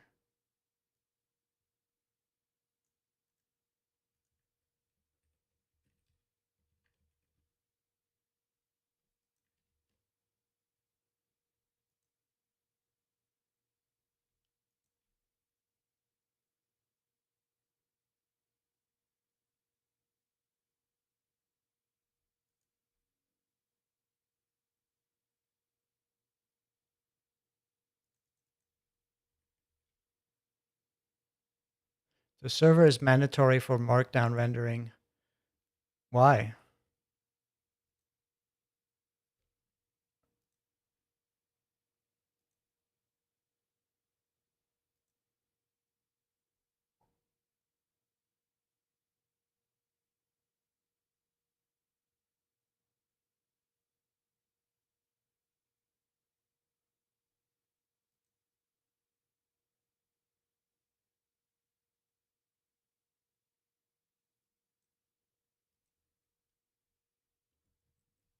All right.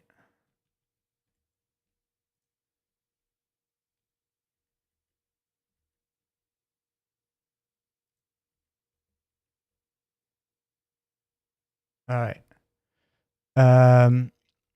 No, so we're going to say as activity diagram.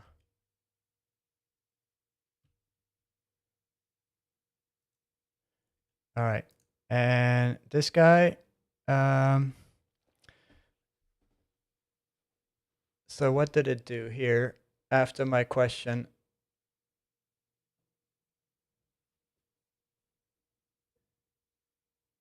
Missing debug logging solution, transaction context issues, resolve functions, yeah, import. Okay, now let's test that task with incomplete dependencies cannot be assigned.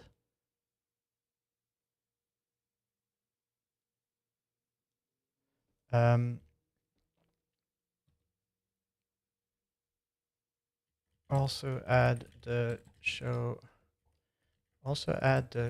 depths flag you were trying to use.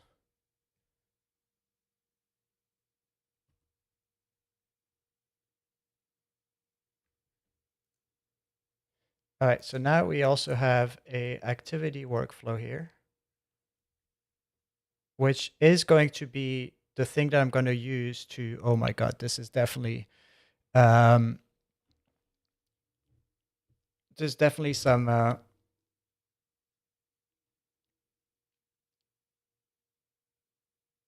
crazy thing here.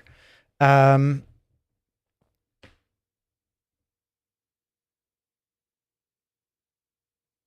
right, create agent, create insert task, create gather task, create analysis with task with dependencies. Dependencies is pattern analysis and gather registry provider patterns. What is gather registry provider patterns?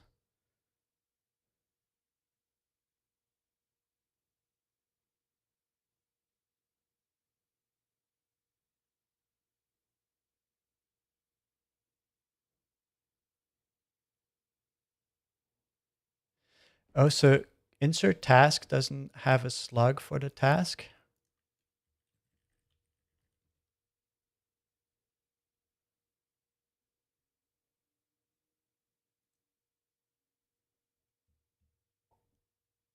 No, slug is required.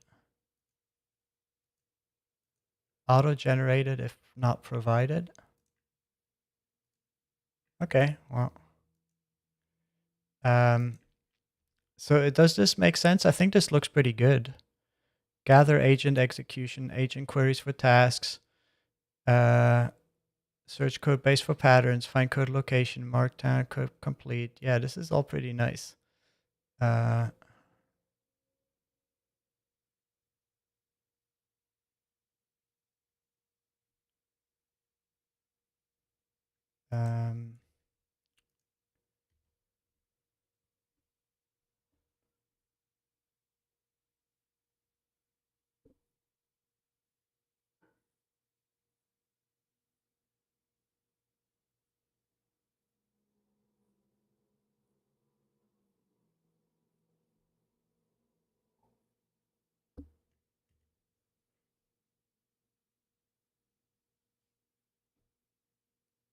I think this might be getting into overcomplicated part, but also if I'm having fun.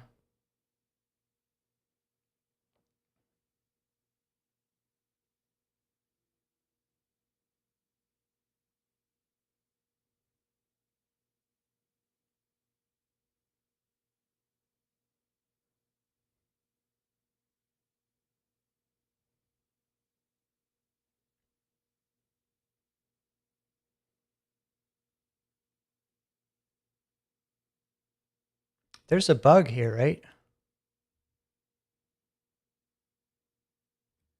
Isn't there an assignment bug here?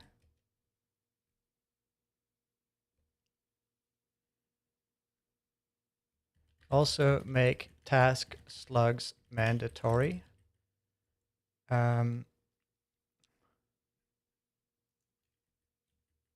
Is it with required?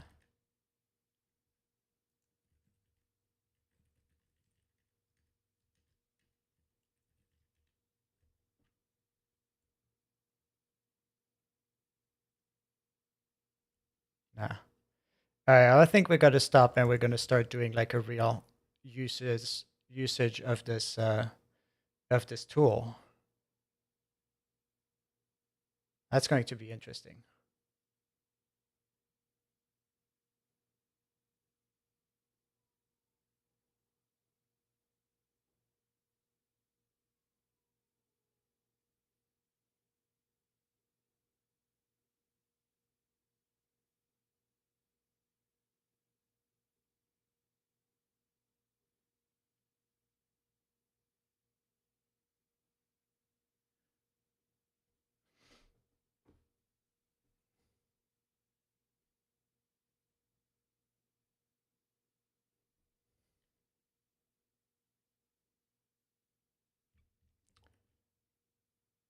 No, actually, just do that when dash dash force is passed. Oh, you were listening on headphones? Oh my god. Um, I'm still like kind of rabbit holing on this like task manager. Maybe I should have just like let it add a SQLite schema, because then it would have been, well, trusting the LLMs. Like it's kind of an exercise, right? In a way, it's like I know that by looking at it closely, I can get it to do what I want.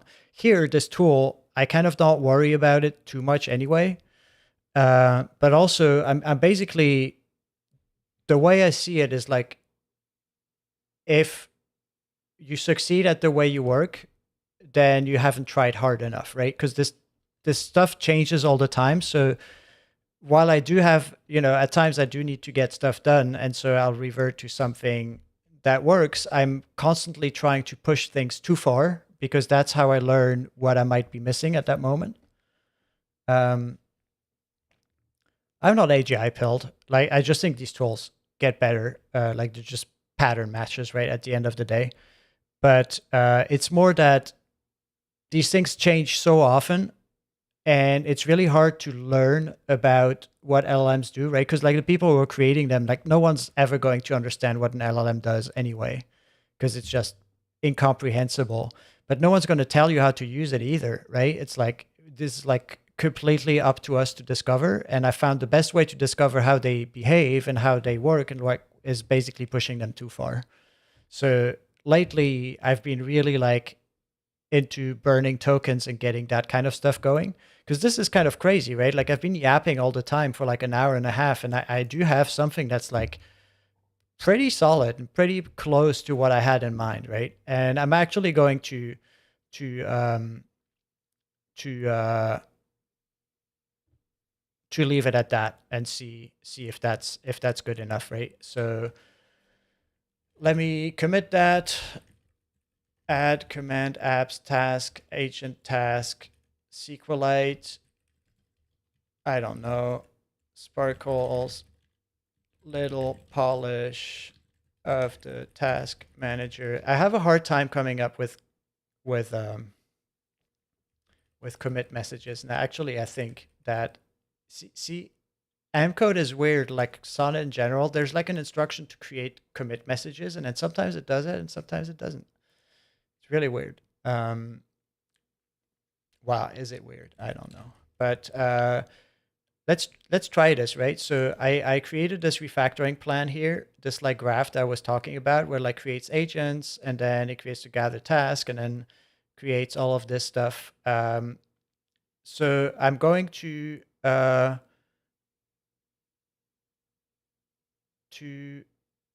hmm agents should be project specific, huh?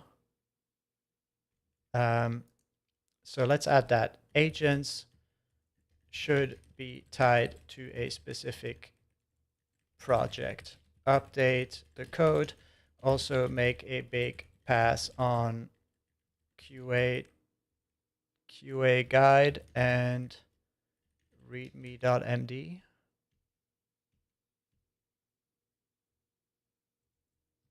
agent task SQLite readme. Yeah, to make them up to date, as well as the diagram in refactoring ideas. What the heck? Refactoring ideas.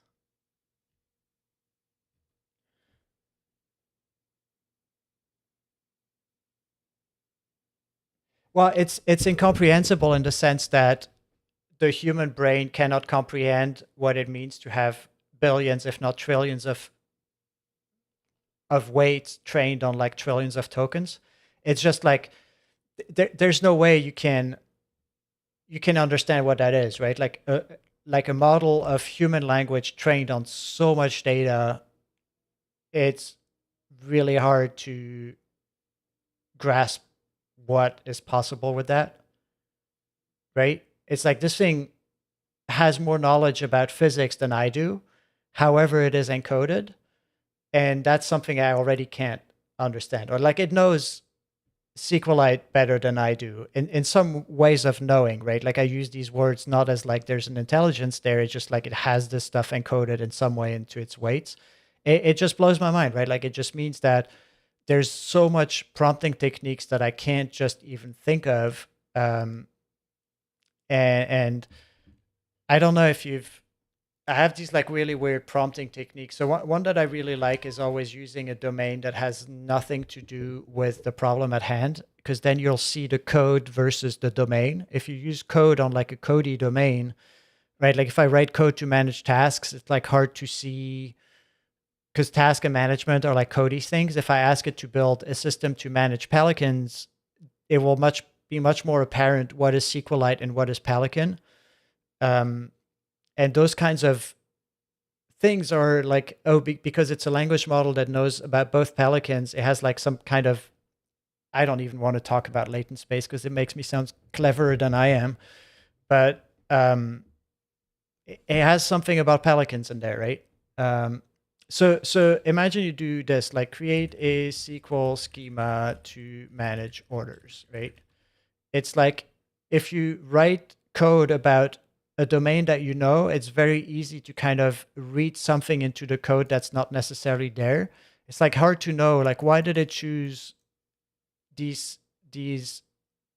I mean, it's a hard example to show right now, but it's very easy to kind of be um,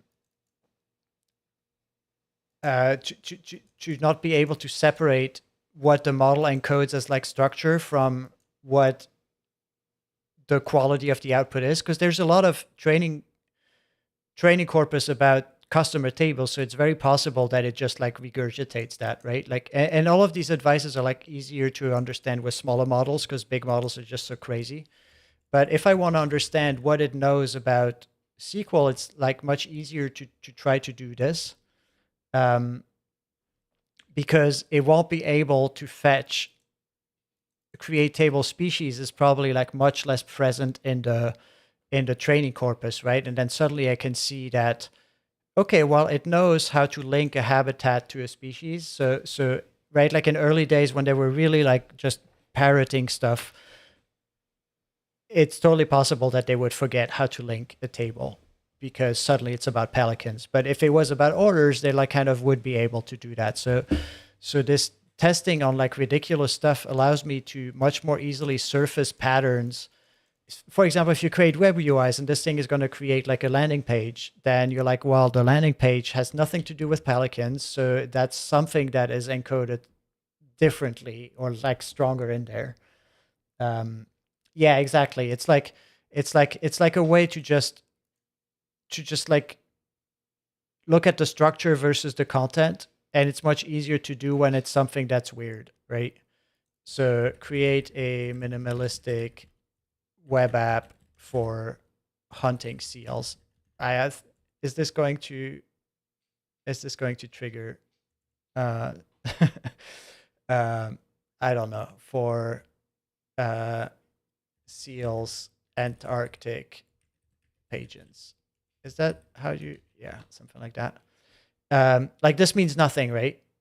but then suddenly I can like see, okay, what is minimalistic? What is web app? Does this have to do more with Pagans or does it have to do with Antarctic? And it just gives me like a good sense of like, oh, is it going to like use a blue theme for Antarctic? Like, so it's able to do themes that are reflecting some of the input, or is it going to just like use Tailwind and an e-commerce layout? Like that's how I like experimenting with these things. Because yeah, I'll see how they behave at the edges, right? I don't know if that makes sense, but I have these like, and then you can start mixing domains, right? It's like having, especially the early models, having them do good code review was like really hard. Um, but because they would just like output platitudes. So, hey, why not have something review this? So I'm not going to use a thinking model. I'm just going to use something small. It's like review. And those code reviewers would be like usually pretty mid. They would say like, you need to separate your concerns and you need to be wary of security. By the way, this variable is not called the right thing. I haven't seen the Gemma attribution graphs. What's that about? I hear my cat meowing, which is sadly something that really triggers me. So I might have to go play with it for a few minutes. Right, this is like kind of a boring code review. And the models are big enough to like do interesting things these days, right? But this is just like, do I really need this? This is kind of like not a really useful code review. So now, does that, are you following with the code review stuff so far? So I'm going to show you a different way of doing code reviews. And that's like a pretty left field prompt.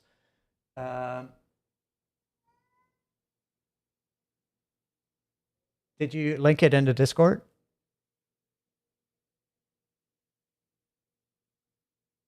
Or maybe my tool just like filters out links. Oh yeah, no, 4.0 is crap, but it shows me, it allows me to show me a little bit more clearly what I'm going for, right? Like it's clearly crap, but also even though it's crap, but there's a way of getting like more better code review out of it. And so this is a weird prompt. Let's do something fun. Let's play a survival TV show called Code Survivor. The participants spend their time arguing about each other's qualities and relationships and purposes. They talk back to each other aggressively at the end for a while. At the end of each turn, one of them gets voted out, right? The participants are programming concepts, pieces of code, design patterns, variables, functions out of the code at hand. Do 3 rounds. Yeah, I think there's a protection thing. Just send it to me on Discord. And also, I guess it's a Gemma attribution graphs. I mean, I could just Google it, right?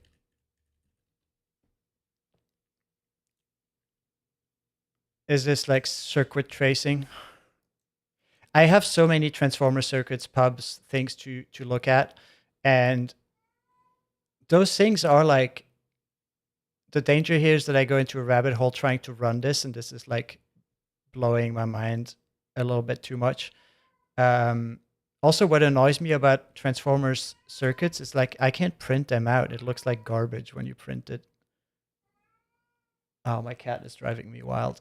Oh, it actually looks better than it used to.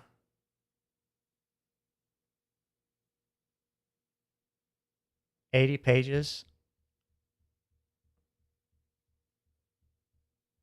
80 pages with like not even like much junk at the end. Holy crap. Yeah, this is really interesting. Like I should read that more. I'm just like doing empirical stuff. Which has its value, right? So like check this out. It's like suddenly it like gives these things actual information out of the the stick directly to the um, all right, I'll check my Discord DMs. Let me show you this, and then I'm gonna try a single run of the agent task manager, and then I need to get some food and stuff. Also, I took an edible. It's like starting to kick in. So now they are like arguing with each other. You can read it if you think it's funny or not. But what they do is basically they're talking about each other, right? So maybe I need to prompt it. I prompted a little bit better here. Each statement mentions at least one of the other participants as well, or multiple. And I can't type either. But and so what this leads to is that if you the way I can explain it with like diagrams is like you want to have a textual structure in a code review of topic relevant words, so like words out of the code saying like, oh, this function seems to not be using this variable, so maybe it should be returning this value that is then used by this guy. But I don't think, right? Like you have this like textual structure if you abstract away the fact that it's about code and just leave like the emotional structure of it, or like the right, like I don't know what to call it, but like the relations between the words, but you remove the words and then you plug in like, and you put like Joe, Tom, Kelly, and Sarah from the Jersey Shore, you have the exact same structure. They're just like, oh, you like fucked this guy last week, so you shouldn't be coming to the party because this person doesn't like it. It's kind of like a code review except about garbage. And so if you tell the model to go away from the structure of a code review that it's been reinforced on, which is like a very boring kind of doing code reviews because I don't know, people write too much Uncle Bob or whatever. But if suddenly you have this, right, then this is a very valid kind of code review observation. It's saying like, well, dependency validator is actually holding up things. And so while some of it is like kind of funny, if you at the end tell it like, oh, and you can do all kinds of like drama enhancing tricks, right? Like you can say like, oh, well, this guy comes back and like maybe suddenly you are having like a architecture contest, or like all of these structures that are there to enhance drama actually work to enhance the drama of the code review. And it's like, now turn this into a normal code review report. And the good thing back in the days was that with 2 tokens, right? With 2 tokens, you could fill out your context output window, which was really hard to do because they'd stop after like 3 sentences. Like GPT 3.5 was like horrible, right? And here with like 3 words, you could get it to basically fill its output window. And so now you have a code review that is entirely about the content of the code and not some like generic, like, oh yeah, you separated the concern of a terminal CLI. Like, I don't care. And so these are like kind of really interesting code review things. Like, are they really valid? That is to be seen. But this was a way to really and it still works, right? Like you can still see that 4.0 goes from a very mid kind of code review as we had it here, where it's like, oh, your process flow is very clear. Each Meso step is represented and validation logic is included and you use nodes. That's great. And it's like, this is completely useless as a code review. However, this is actually, relevant, right?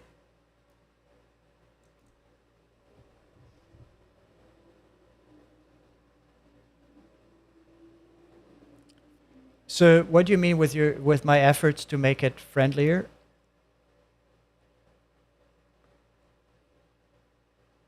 I'm trying to make it like less friendly. Actually, I'm trying to bypass the human reinstruct part, right? Like not make it nice because it's just going to be making like aggressive participants that are like yap at each other. Anyway, those are like weird things that I mean, am I coding here or not? Like for a while, I was doing all this cosplay stuff, and I was like, what am I telling the model? Like each day, I'm just like telling it, you're an XYZ. Like another way to do really good insights is a prompt like this. Actually, I forgot about this prompt. It's actually a great one. Um, so you are a new timid intern joining a company with some grizzled old coding veterans. They like to tell each other old stories from back in the days of mainframes and vintage computers. You ask them to, no, it's like Joe is a new, you tell with some grizzled old coding veteran, Sally, Megan, and Turner. I don't know what those names are. Joe asked them to review the code above. They are very toxic and tear the design down, talking about how things were done back in the day. They are not wrong. And so I managed to get like Claude, get the intern to cry and stuff. Um,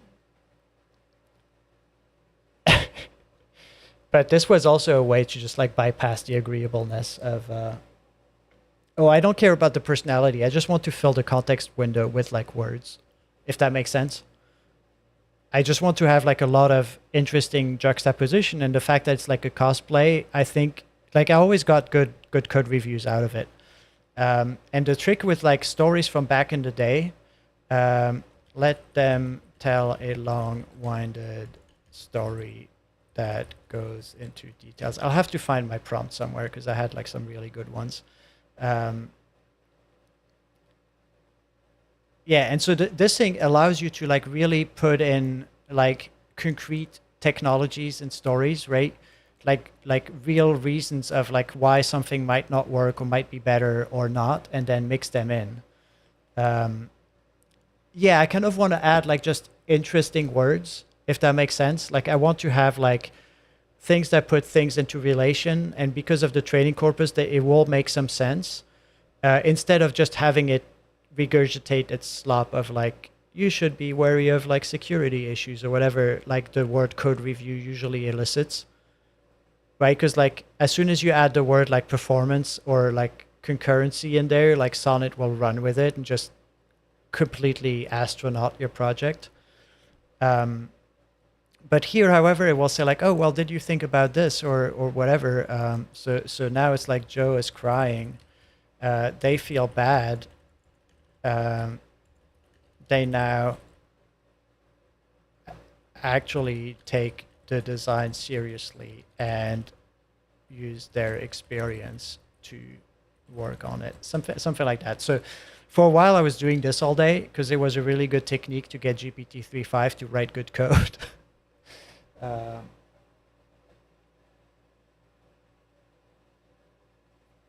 yeah, so it definitely can. I mean, it definitely can derail things. It's just like better than like the standard stuff I found. And obviously I'll still like apply my judgment or so, but it was like a good way to get some interesting output for cheap. These days, like the code review prompts are kind of better, but they're also not that great. But agents take care of most of those things. I wonder if there's like uh, so write it up and write all of this up in a clear report. Um, and then you do the final step where you like basically take all this like weird ass words and weird ass cosplay and just turn it into something concrete. Um, I think they're serviceable reviews. Like I did find some pretty good bugs with that, right? Um, so I wonder we could try. It's been a while, right? Like this was 2 years ago. Um, but there's like these interesting prompting techniques that that where that were like working in terms of like moving it from something that's very like generic and slop like to something that integrates like certain technologies or so. Here I didn't give them concrete technologies, right? Like I just made stuff up, but usually I would tell them like, oh, this person is like using this old piece of the code or whatever. um, so yeah, I did do that as well, right? And that might work better, but this was just like an easy way to create that as well. Like I don't know what the format of a good chain of thought for code review would be anyway. Um, this was like I think I just here it's like a little bit hard to because there's like no clear um, you know what, we have code, right? We have code in here which doesn't compile, by the way. What did you do here?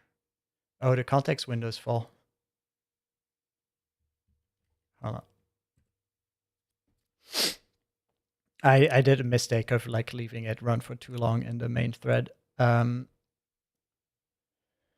so yeah, O3 is a different beast, right? Because it does like this. It's been trained on doing this, like, oh, but you should, oh, but no, oh, but yes, oh, but no. But it's kind of like the same concept of like it will just like yappity yap at itself in some kind of like reasonable way by way of RL. Um, this is kind of a way of filling it with like, oh yes, but no, oh but yes, but no, but yes, but no, um, in a very cheap kind of way of like what really mattered to me back then was really like having a couple of words to generate a lot of output was really hard. Like I don't know if you remember, but it will always do like dot dot dot in the source coded output where you like literally had to tell it like please continue, and then it would be like dot dot dot and you'd be like please continue dot dot dot, and then it would like those days were horrible. um so all right, compile and fix the issues. I hope it's going to be able to get there. Oh, actually it does compile. Okay, hold on, it does compile. I'm wrong. It's the language server that's wrong. Little freak. um All right, so we do have this refactoring idea thing, right? So I guess we could let it run. Let me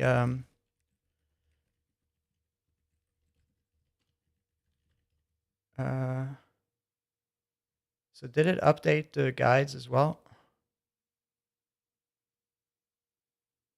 Okay, sparkles, add some more flags. I don't know.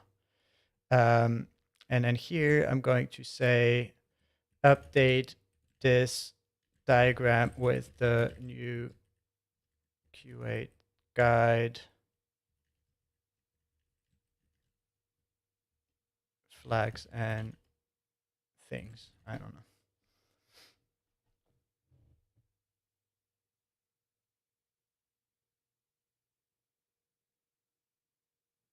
We had to try spacebar enter. Oh yeah. Uh,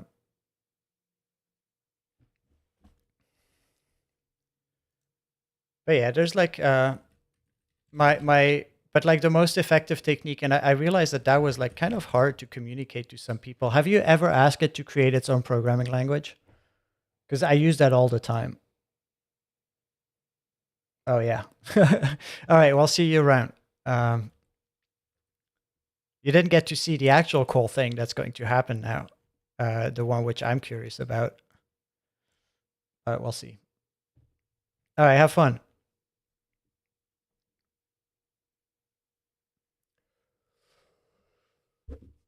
Ooh.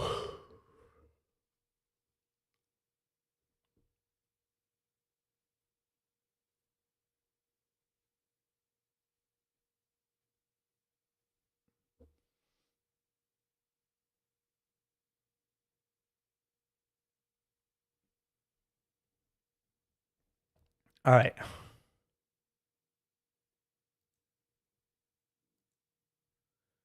Um,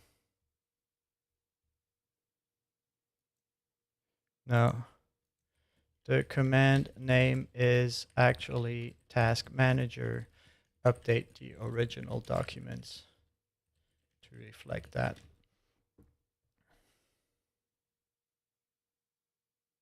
All right, so once this task manager is done, I am going to give this refactoring plant UML thing to an agent to do a code review of the go-go-mcp code base. And then we'll see what happens.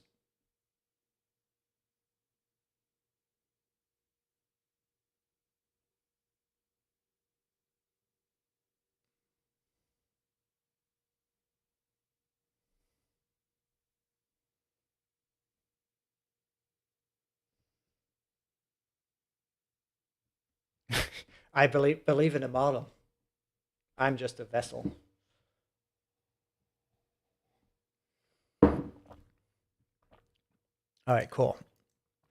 So adapt this plant UML diagram plan to be about code reviewing and go-go-mcp package.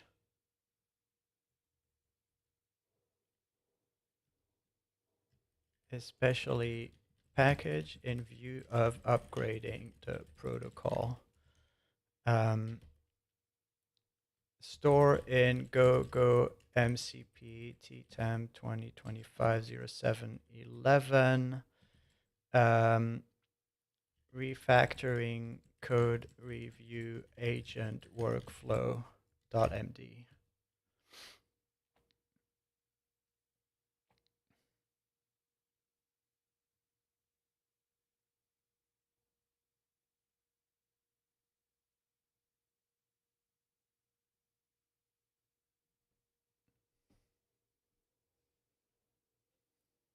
I'm really curious to see what's going to happen.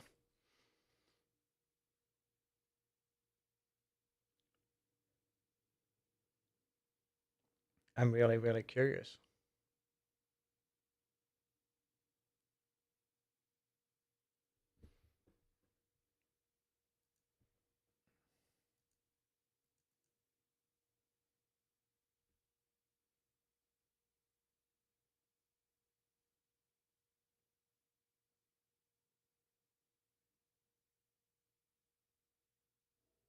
This is really highly experimental what I do here.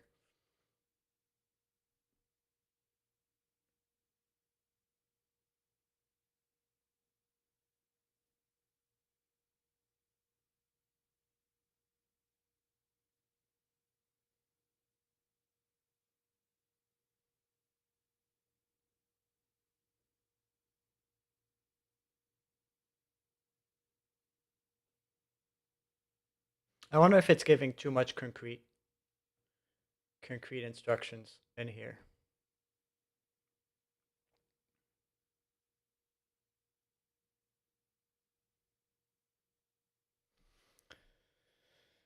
All right.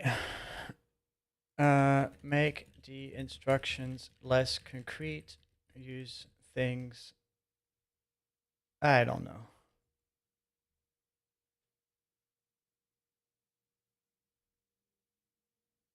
Oh, what is it doing? Jesus Christ, Sonnet.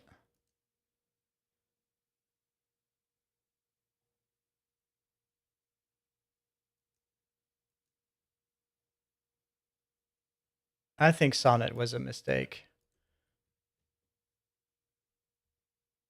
Oh my God.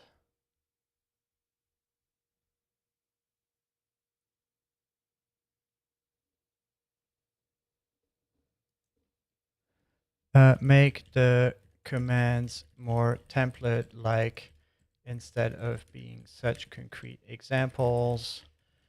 What matters is how to call the task manager.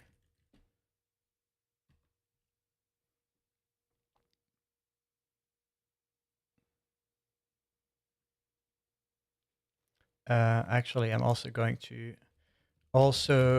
determining which areas should be reviewed is itself part of the workflow. Don't already give it too concrete of a direction.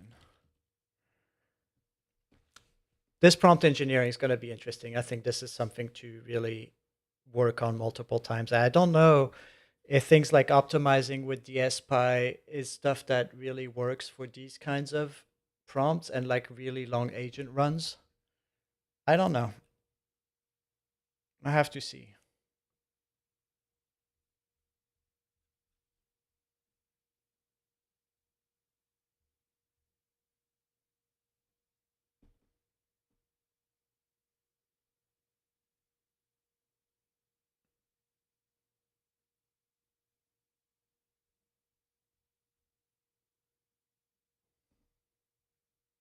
Yeah, this is better.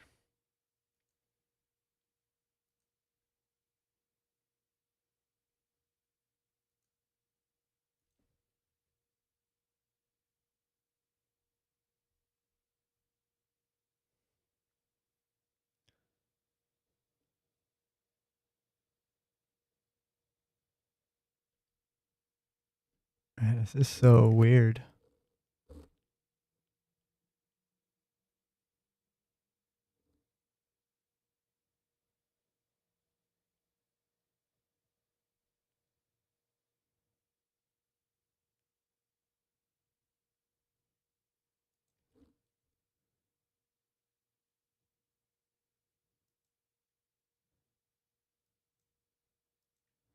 Getting to the end of the context window.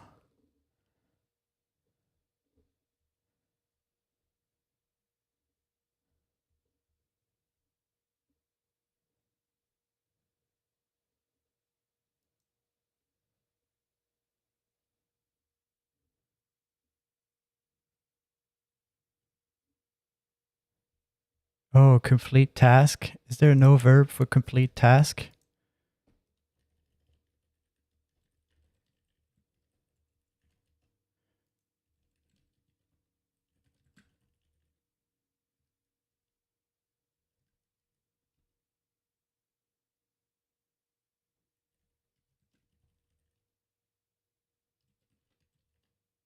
Oh.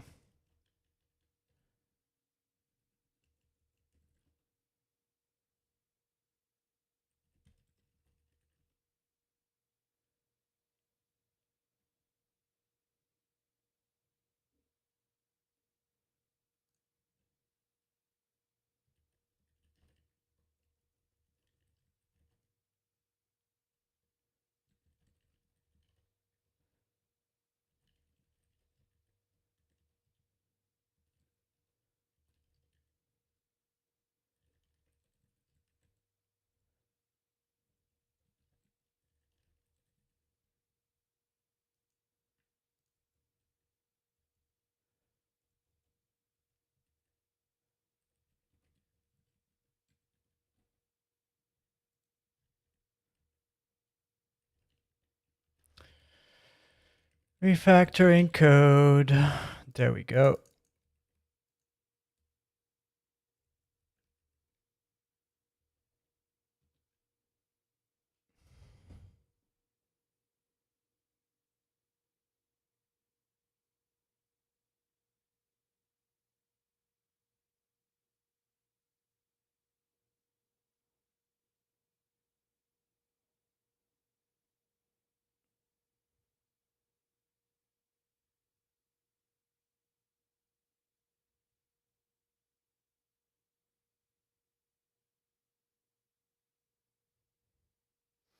Really interesting that these models, I wonder where it comes from that they're like, oh, let me look around to see what to do. How much of that has been like added consciously to the training set versus how much of that is just like encoded in its training, like its initial training corpus about programming in general, right? It's like, where does it have these behaviors to go look at, which are so natural to humans, right?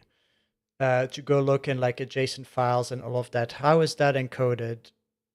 Where is that encoded? Because that's not necessarily something you talk about all too much.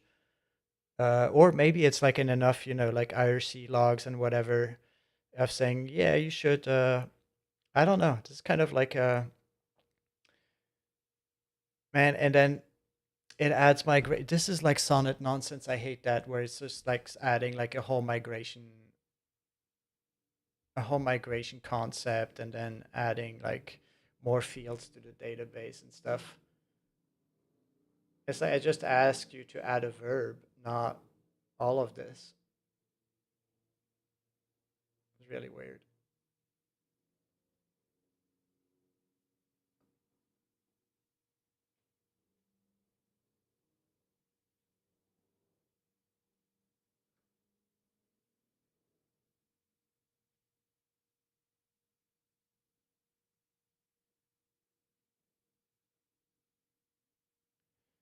Um, all right. So while this is going to start to be running, right? I am going to create a web application for it as well, which allows me to see the tasks live.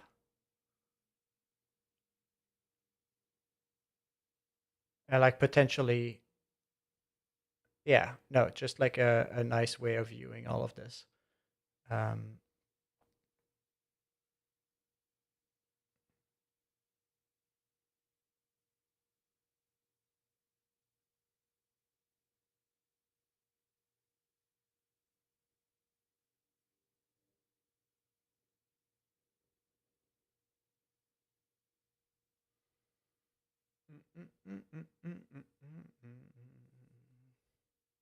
I'm excited. I'm really curious to see if this technique will work.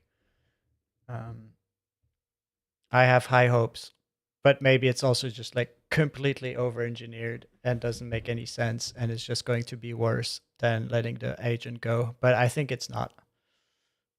Um,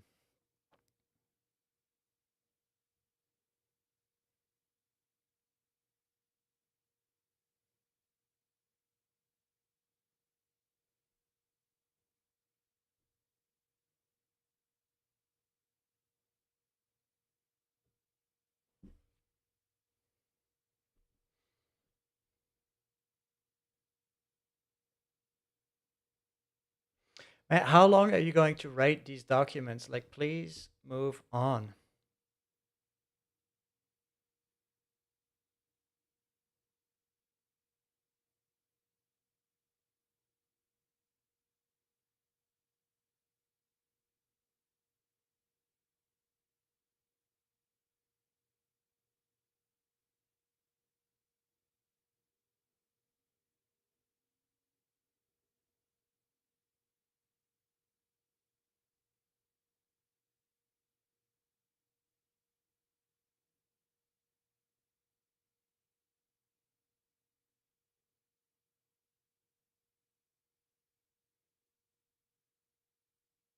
All right, we're nearing the end.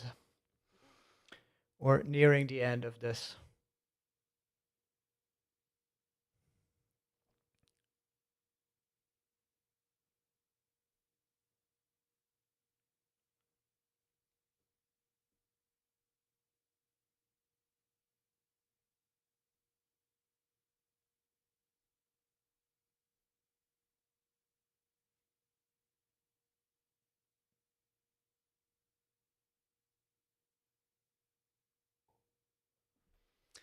All right. Um, oh, what did I do always? No, no, no, no, no.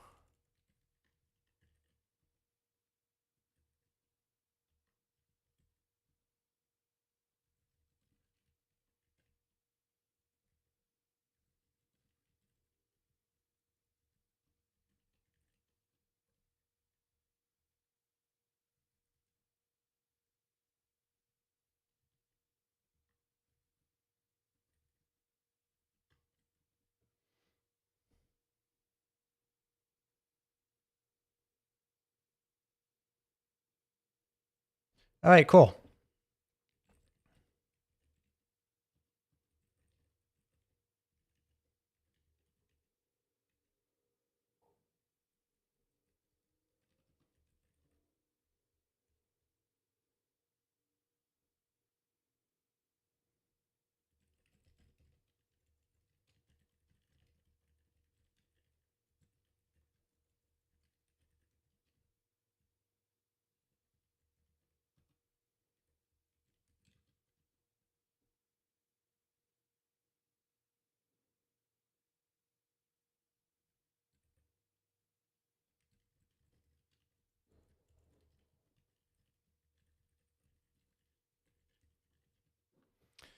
Um, what now?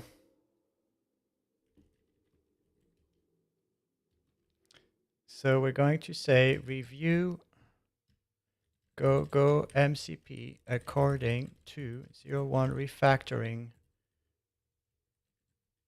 code review agent workflow, which, by the way, we have to look at. So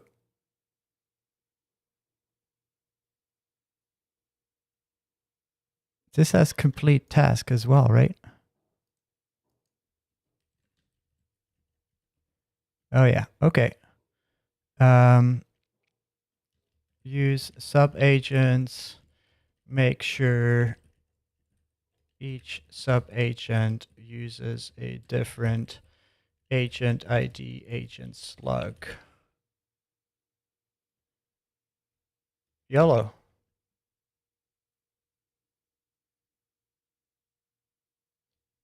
All right, in a subagent, add a serve verb, which is a full HTTP front end that polls the DB and displays what is going on. It's read only, no updating, interacting. Use Temple and Bootstrap CSS. I'm running Temple generate watch, so don't worry about it. And we're going to go into go-go labs, and then we're going to do Temple generate watch. And let's see what happens here. So this is our debugging agent. So it created an agent, code-based discovery. It created an agent, protocol implementation, Go code quality reviewer, architecture integration analyst, transport layer analyst, execute discovery phase to understand the code-based structure. So it creates a task for the review.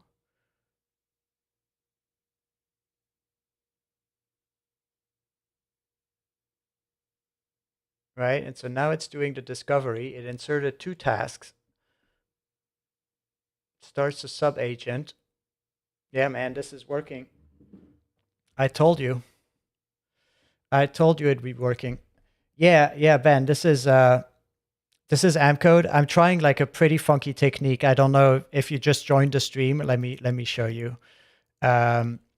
So I started with a document with just some ideas on how to do. So I have an existing MCP framework, and I want to update it to a new version, right? And so I just wrote some ideas of like, I want to have an agent determine like the architectural patterns, blah, blah, blah. It was just like stream of consciousness, right? And the concept is to use a normal sub agent to gather the source and then use the oracle to do an analysis and then use a sub agent to, right? Like I was just like kind of talking about a concept of how do you analyze a code base to do, to review things before I start implementing the new protocol version. And then I asked DeepSeek of all models to create like a set of SQL database to encode this behavior. And then I created like a whole command line tool that it's calling here to manage these tasks, which can have dependencies, can have all these features. And then I asked it to create like an activity diagram on how to review the code base and how different agents should like interact and run in parallel and like do their review. And then I just pasted this diagram into Amcode and said like go. And so now it's doing all this like agent running kind of stuff and inserting locations of the code that it found, all kinds of things like this. So all pretty interesting. All of this pretty interesting because now it finished like the discovery agent, but it saved all of this in a SQLite database. And now while this is going, I'm generating like a web front end so that it's like more readable than this stuff. And there's like verbs like get task dependencies to make sure that the task dependencies are done. Like those kinds of queries are in there. I don't know if it's going to use them because I just started, right? But like now you can see it completing the task. Um, so it needs to fix it. Like there's like bugs in the verbs that it needs to do. So I need to clarify the instructions, which I will do. Um, before you move on, update 01 refactoring with to clarify how to use the task manager tool to avoid running into the errors you had. Yeah, this is, I mean, I don't know what the result's going to be, right? But it's pretty exciting. And I think this guy, I don't know what this guy is doing. Like this, like running tools hanging is something that always weirds me out. Let me run the temple in a different directory. Um, I don't know if this was running. Oh shit, it was running. I'm an idiot. It was in the sub agent. I just didn't see it. Um, continue in a sub agent. Sorry for interrupting you.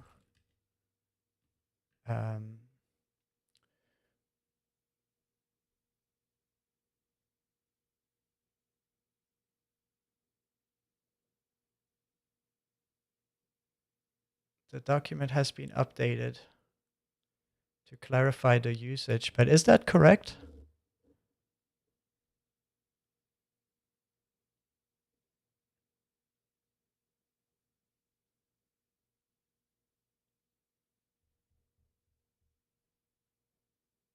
All right.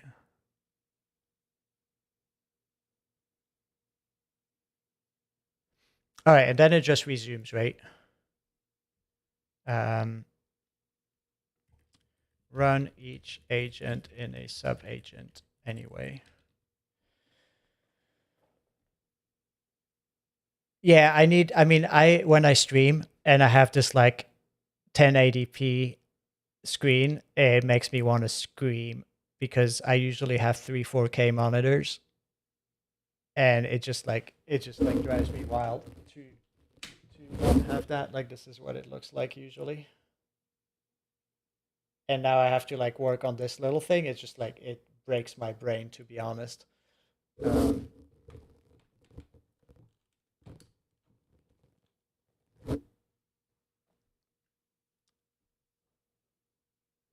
all right, please make the website so I can look at what's going on, especially now that it's running in a sub agent.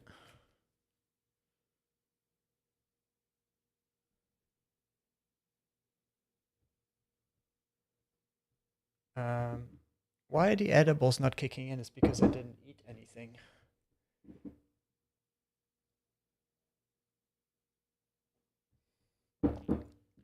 The only solution is more. It's horrible. I don't have any food left. Actually, I've got some cheese. That might be fatty enough.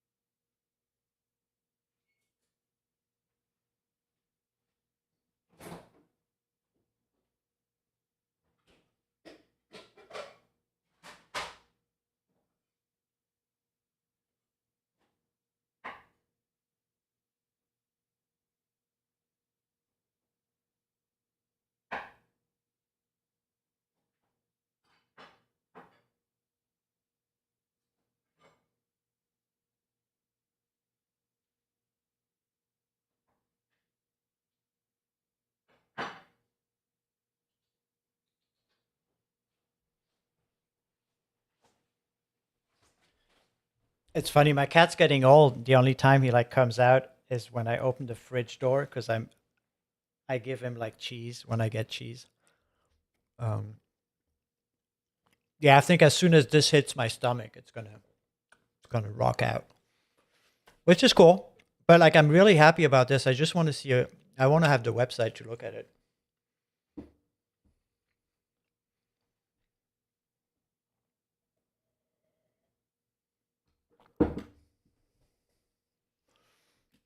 I'm really excited, to be honest. Oh, actually, we talked about this, right? Like the task planning thing.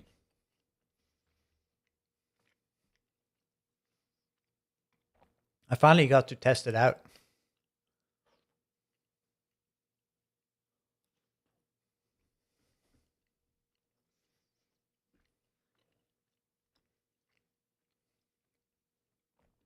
Yeah, this is fun. Because like the funny thing is that if I close this session and I reopen the same database, it's gonna resume the same way.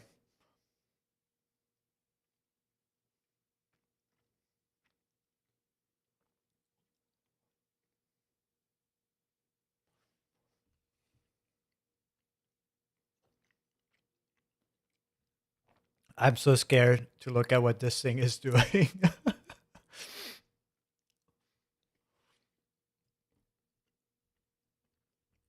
What is it doing?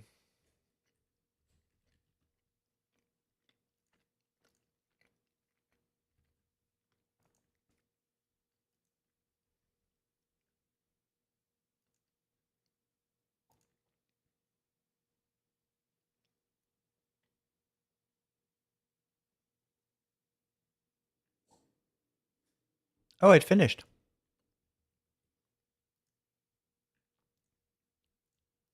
Well, let's give it a spin, huh?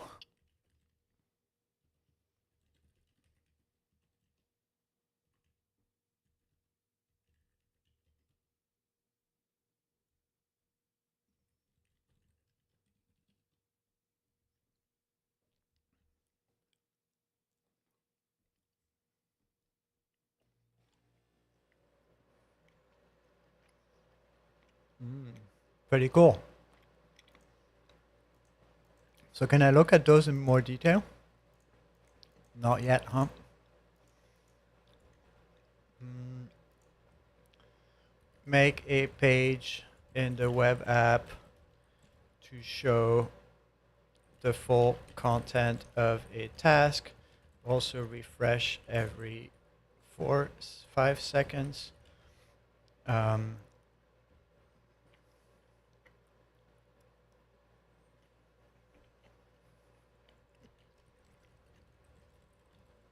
I don't know how clever I'm gonna make it. Mm,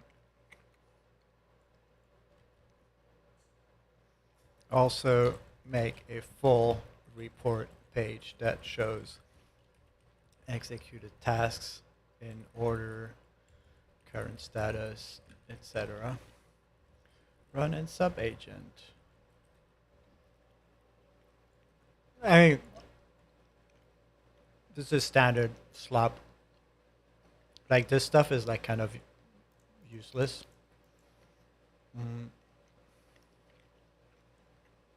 but this is really cool.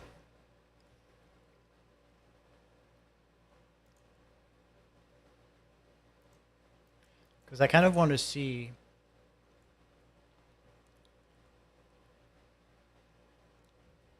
Does it have.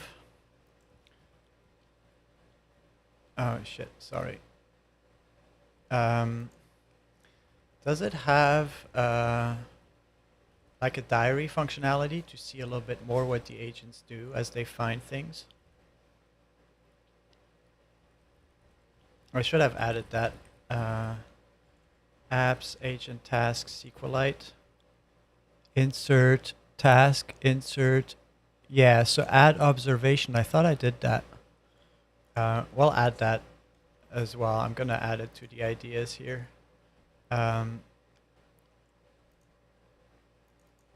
Refactoring ideas. Store gathered locations as well. We say add observations or lessons learned table. So we're going to do this in, I don't want to do 2 agents at once. It's doing the web page, so whatever. So this is now starting a new sub agent. Oh my god, my cat drives me wild. Why does he have to do that? It really stresses me out when he whines. But yeah, we can see the analysis agent is still running. Transport layer specialist. Why is this not updating?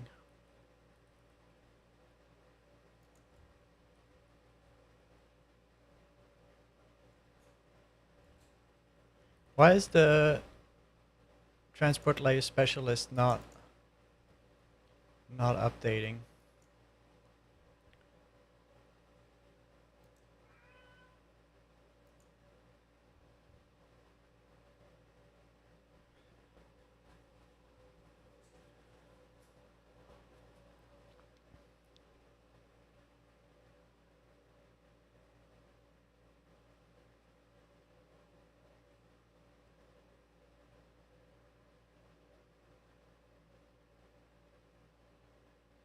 Insert task, right? Project instructions.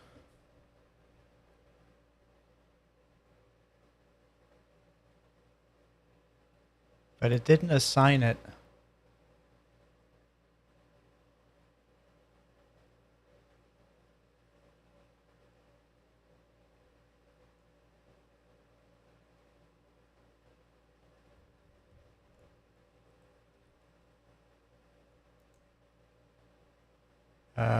Okay. Don't forget to assign tasks when starting on them with your sub-agent slug. So there might be some prompting to be done, that's for sure. But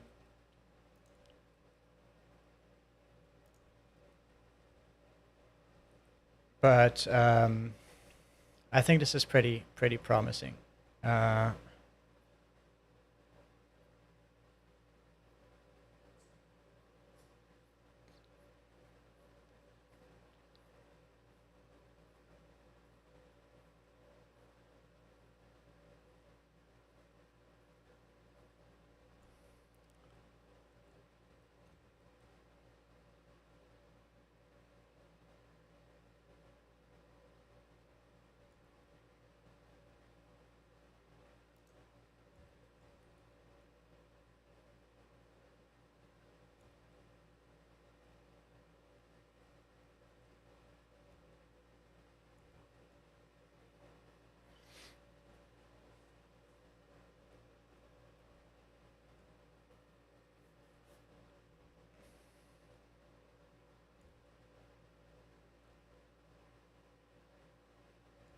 I wonder if it's going to be able to parallelize as it goes.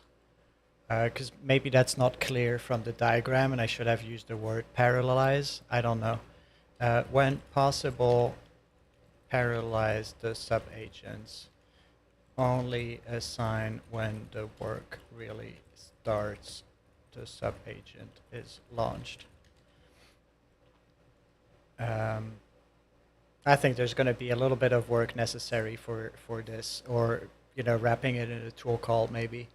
But we'll see.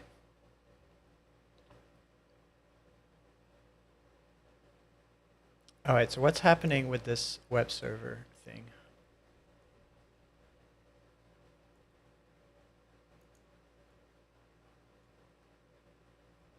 So why do these not show up here?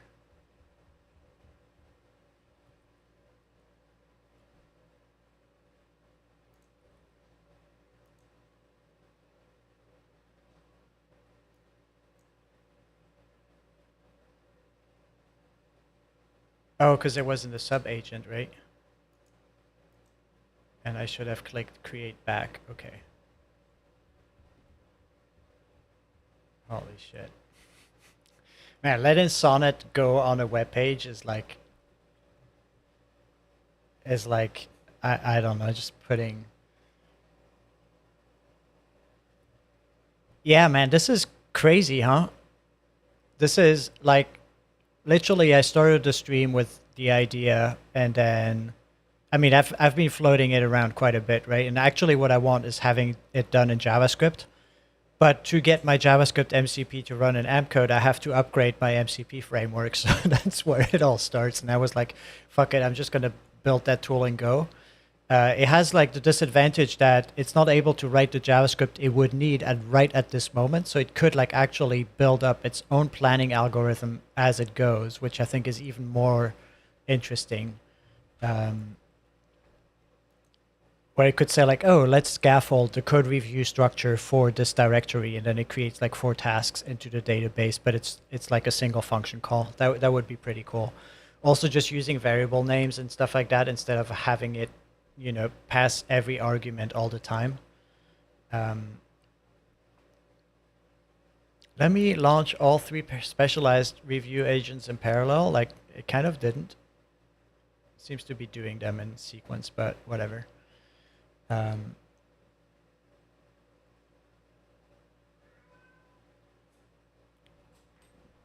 gonna give some cheese to my cat. Come here.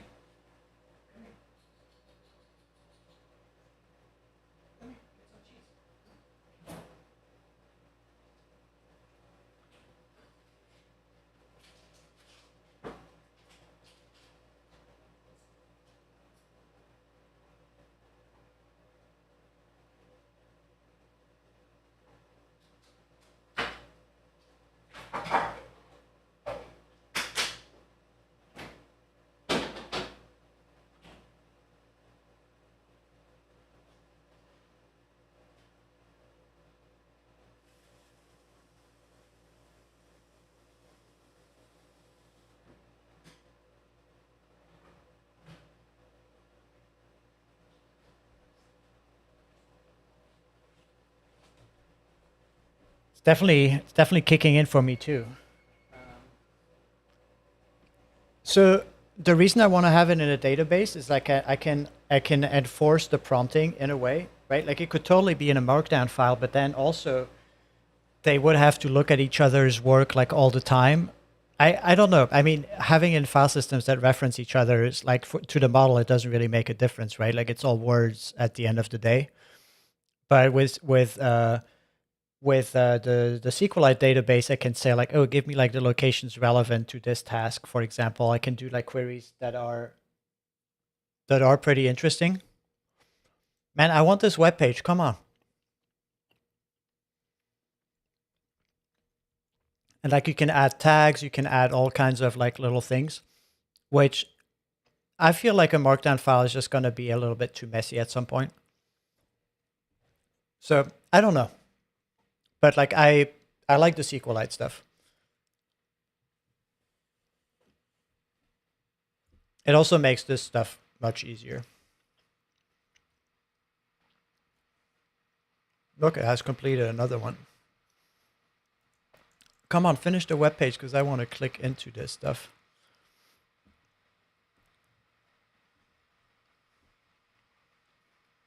Man, the fat's doing its work. Soon, in like 10 minutes, I won't understand anything. Which is fine because the AI is doing all the work. I'm curious though to see what the review of the code base is going to look like. Also, this is, I think, a surefire way of like burning like absolutely millions of tokens. I've never tried Taskmaster, but like I actually didn't like the only thing I literally kind of did, right? Like besides just applying a little bit of coding, is just me like yapping. I was like, okay, what's the concept? Use the normal sub-agent to collect, gather, source, then use the Oracle. Potentially we're like, right, like this is literally the only thing I put in as like original input. And then a little bit of taste as I went along to create the right verbs and stuff. But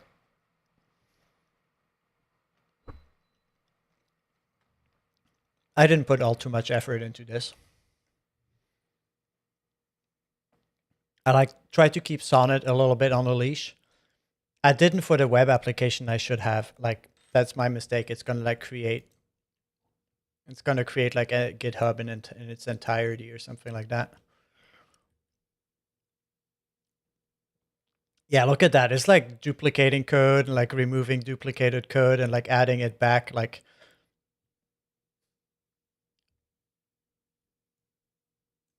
oh my God, it just like went completely off the rails. That sucks. I didn't save the previous page. Oh man, I hate models at times. Man, I hate it. I don't know what errors it encountered, but oh my God, look at this. It's that. I'm gonna say, oh, and now it closed it. Oh my God. Oh, what I hate models at times. Like, I should have let it compile its own templates. That was my mistake. This was the error. Try to use the templates once again. I don't know how the Oracle is. so we'll see. I mean, it's O3. I find it like a little bit too terse to do proper code review for the things that I want to have reviewed. But I think that's also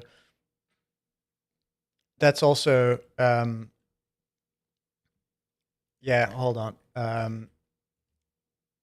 Yes, also run temple generate by yourself now. God damn it. I should have been more careful with this.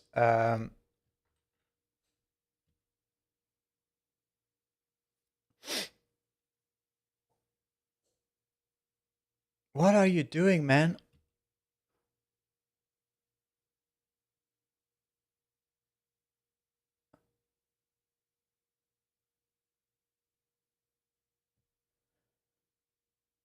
I think I like because it was running on a sub agent, it also doesn't have like the structure of what it's trying to do. Like this is going to be horrible. I fucked up.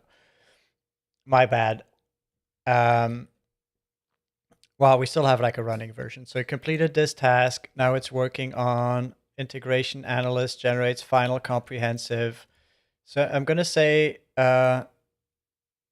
okay, look for pending tasks and execute those. So that's also something I should add, which is you can't finish a project if there's still pending tasks.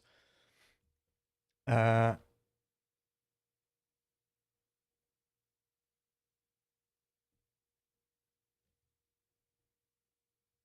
so what is it doing here?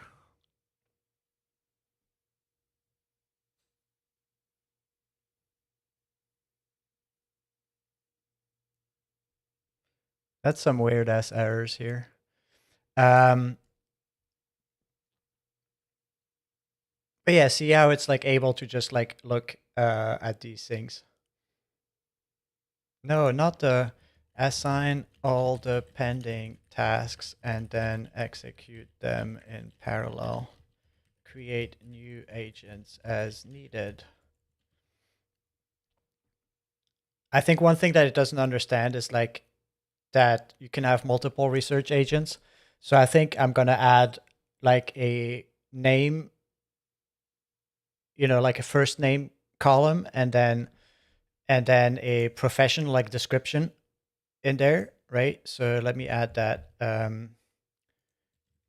Add first name to differentiate the fact that there can be multiple research agents and also have a type.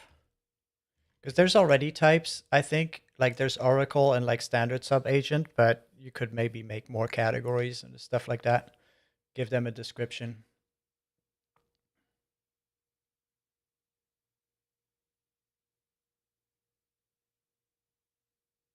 It's funny, it knows how to use my fields flag. That's so funny.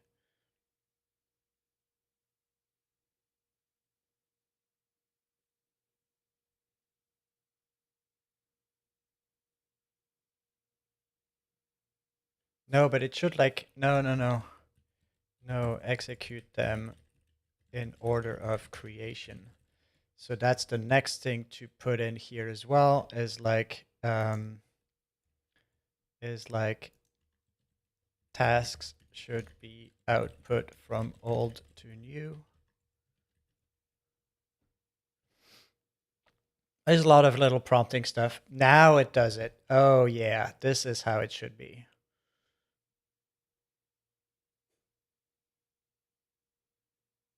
Oh, it doesn't have task ID anymore? Oh, it just says dash dash task. Yeah, it should be like add back task ID. Add task ID and project ID as fallback flags. Also dash dash slug. That way more hallucinations are handled.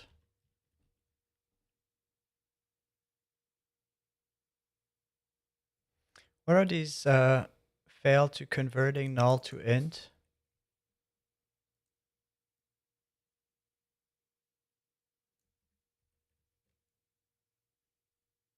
That's also like a weird bug.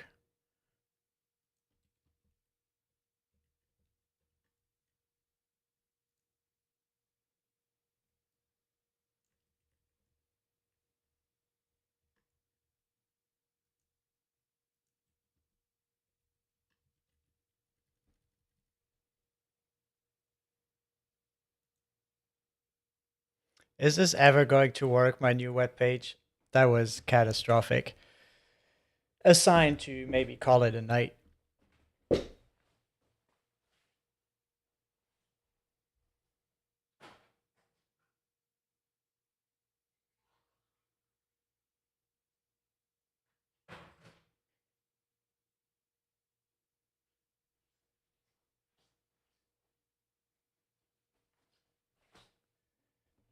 Okay, now I'm also officially stoned. So the proof of concept I think works well. I think there's these like weird errors for the assigned task. But it's doing all of these sub agents and tasks and starting them in parallel maybe because it should only do the parallels per dependencies. Oh man, I totally destroyed this web page. I am so upset. I'm so upset. I told it to generate that I would generate it. Now it's doing all kinds of like crap. Oh man. That's the thing, is like you really need to just have React.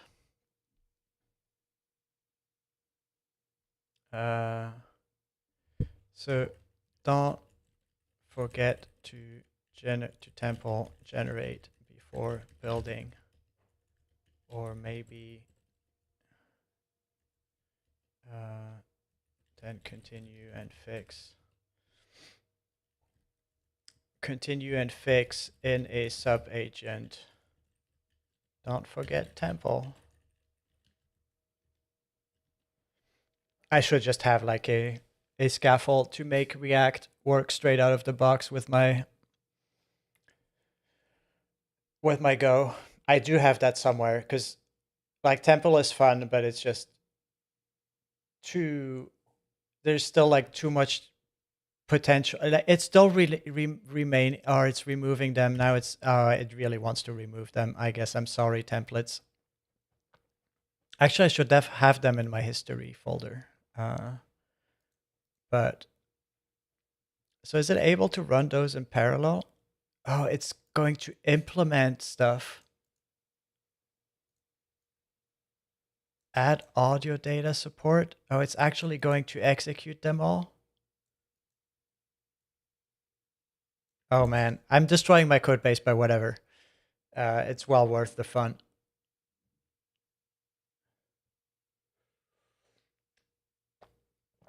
And now this other dude is like starting to fuck with the database. That's going to be funny. Also, maybe it's not able to launch the web server because I'm like already running it. Like, there's so much stuff that can just go wrong.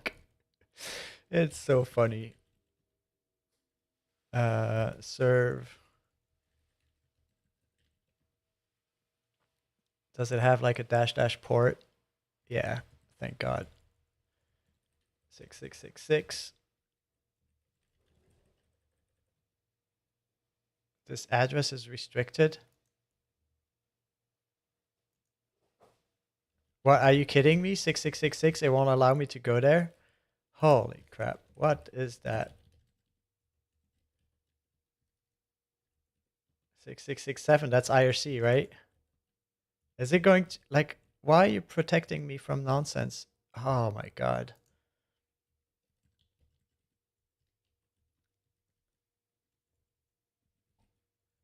6868.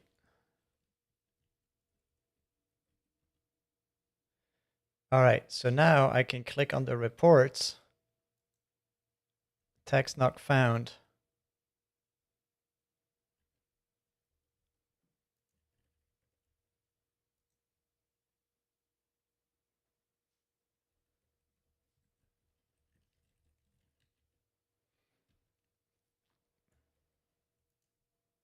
Now I'm going to commit though.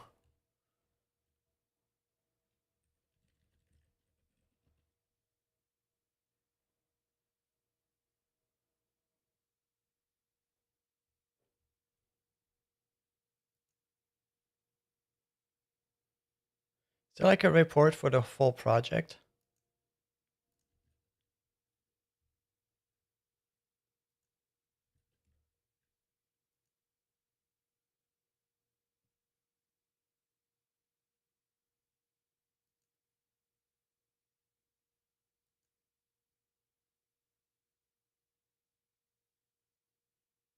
So what is task 7 assigned to? I want to see the task IDs. It's not showing the task ID anymore. Oh yeah. I'm blowing my context window here and it's like a good time to finish tomorrow.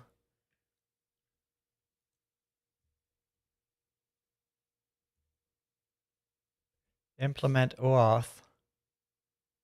Giving to no agents, not assigned to an agent. Like that is weird. I think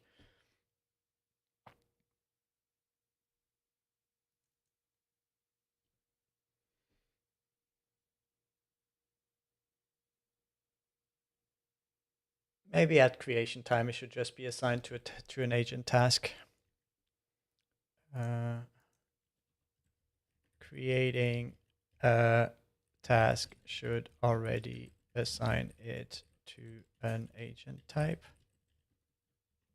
No, I don't know. Maybe strengthen the prompt as well.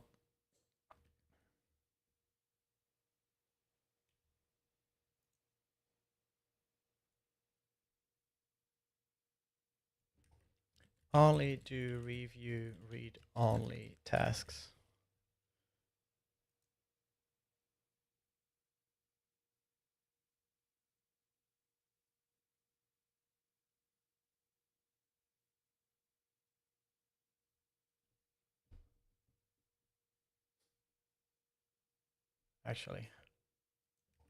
Actually only do review in tasks in parallel since they don't modify anything. You're running out of tokens. Compact thread, yes. All right.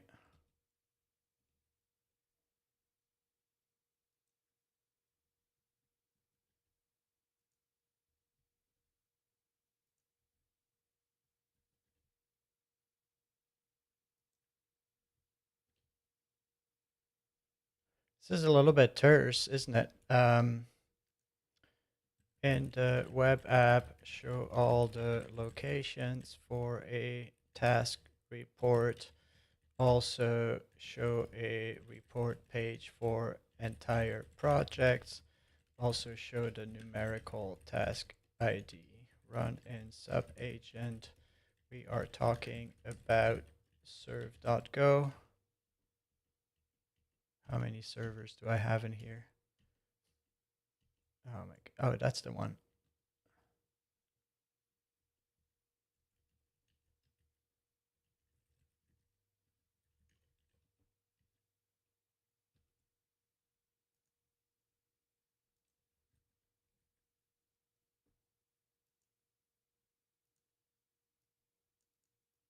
completion notes. So there's no task result.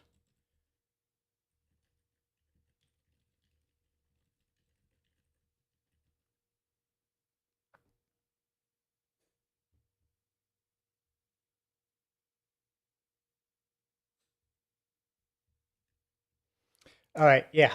Very, very promising. Very fun. Um,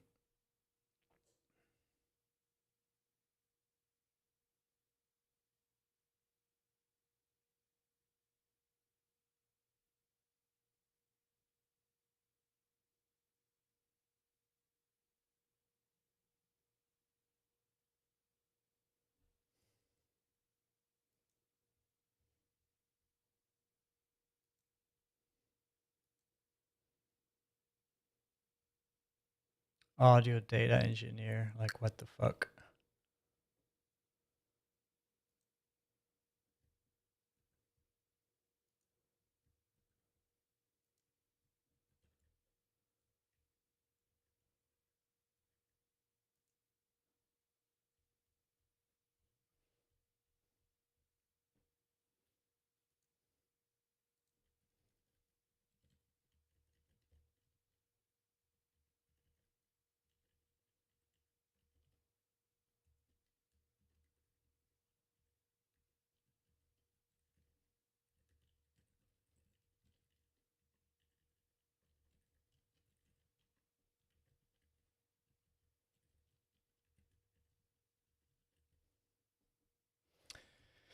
All right. I think the proof of concept was decent. There's going to be a lot of prompting to be done, a couple more ideas.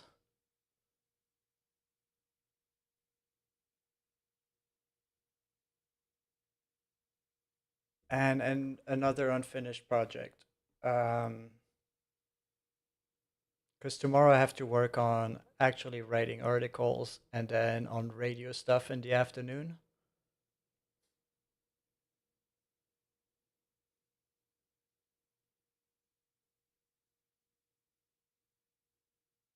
Man, I'm so tempted to finish this though.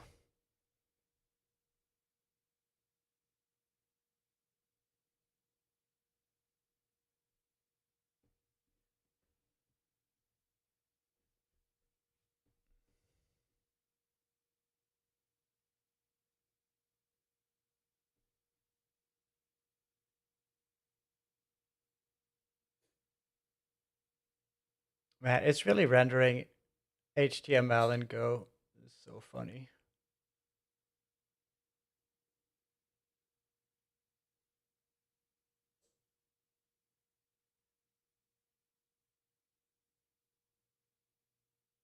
I wonder what these like before I burn too many tokens because this is still on my tab. Um, what is this sub agent doing?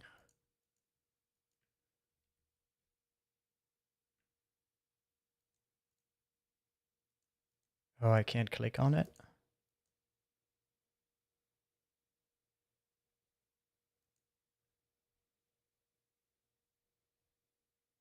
Yeah. So the findings need to be put into the database, right? Yeah, that's because it doesn't have a.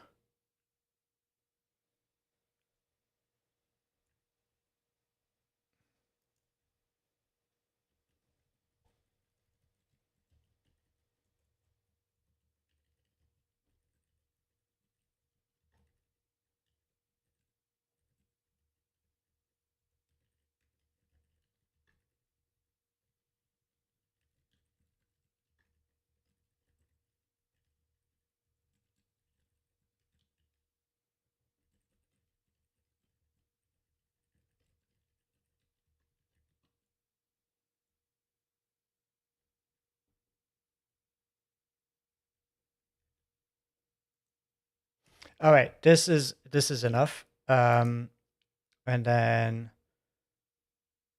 yeah, it's doing all of this weird shit.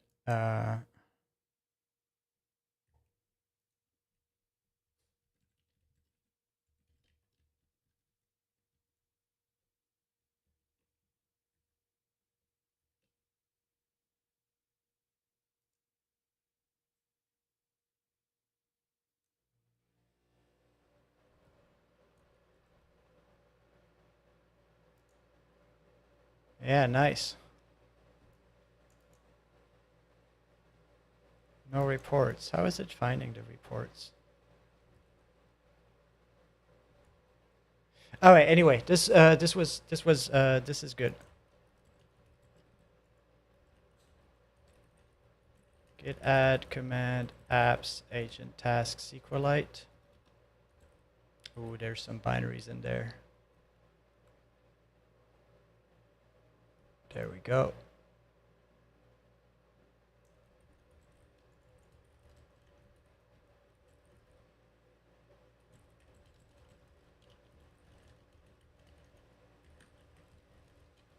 And while this one was kind of successful, I'm going to let this one add the other features that I wanted to have. So add take note verb as well while executing a task. Add a write completion report verb as well.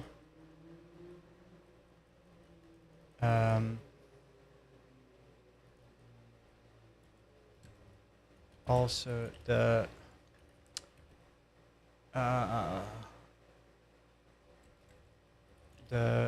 insert task should output a message that says, don't forget to assign the task before starting to work on it.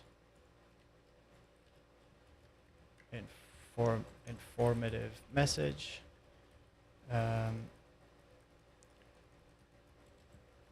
Assign task should output a message.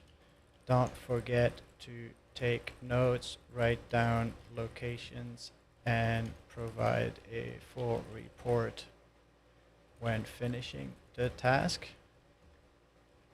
Oh shit. All right. And then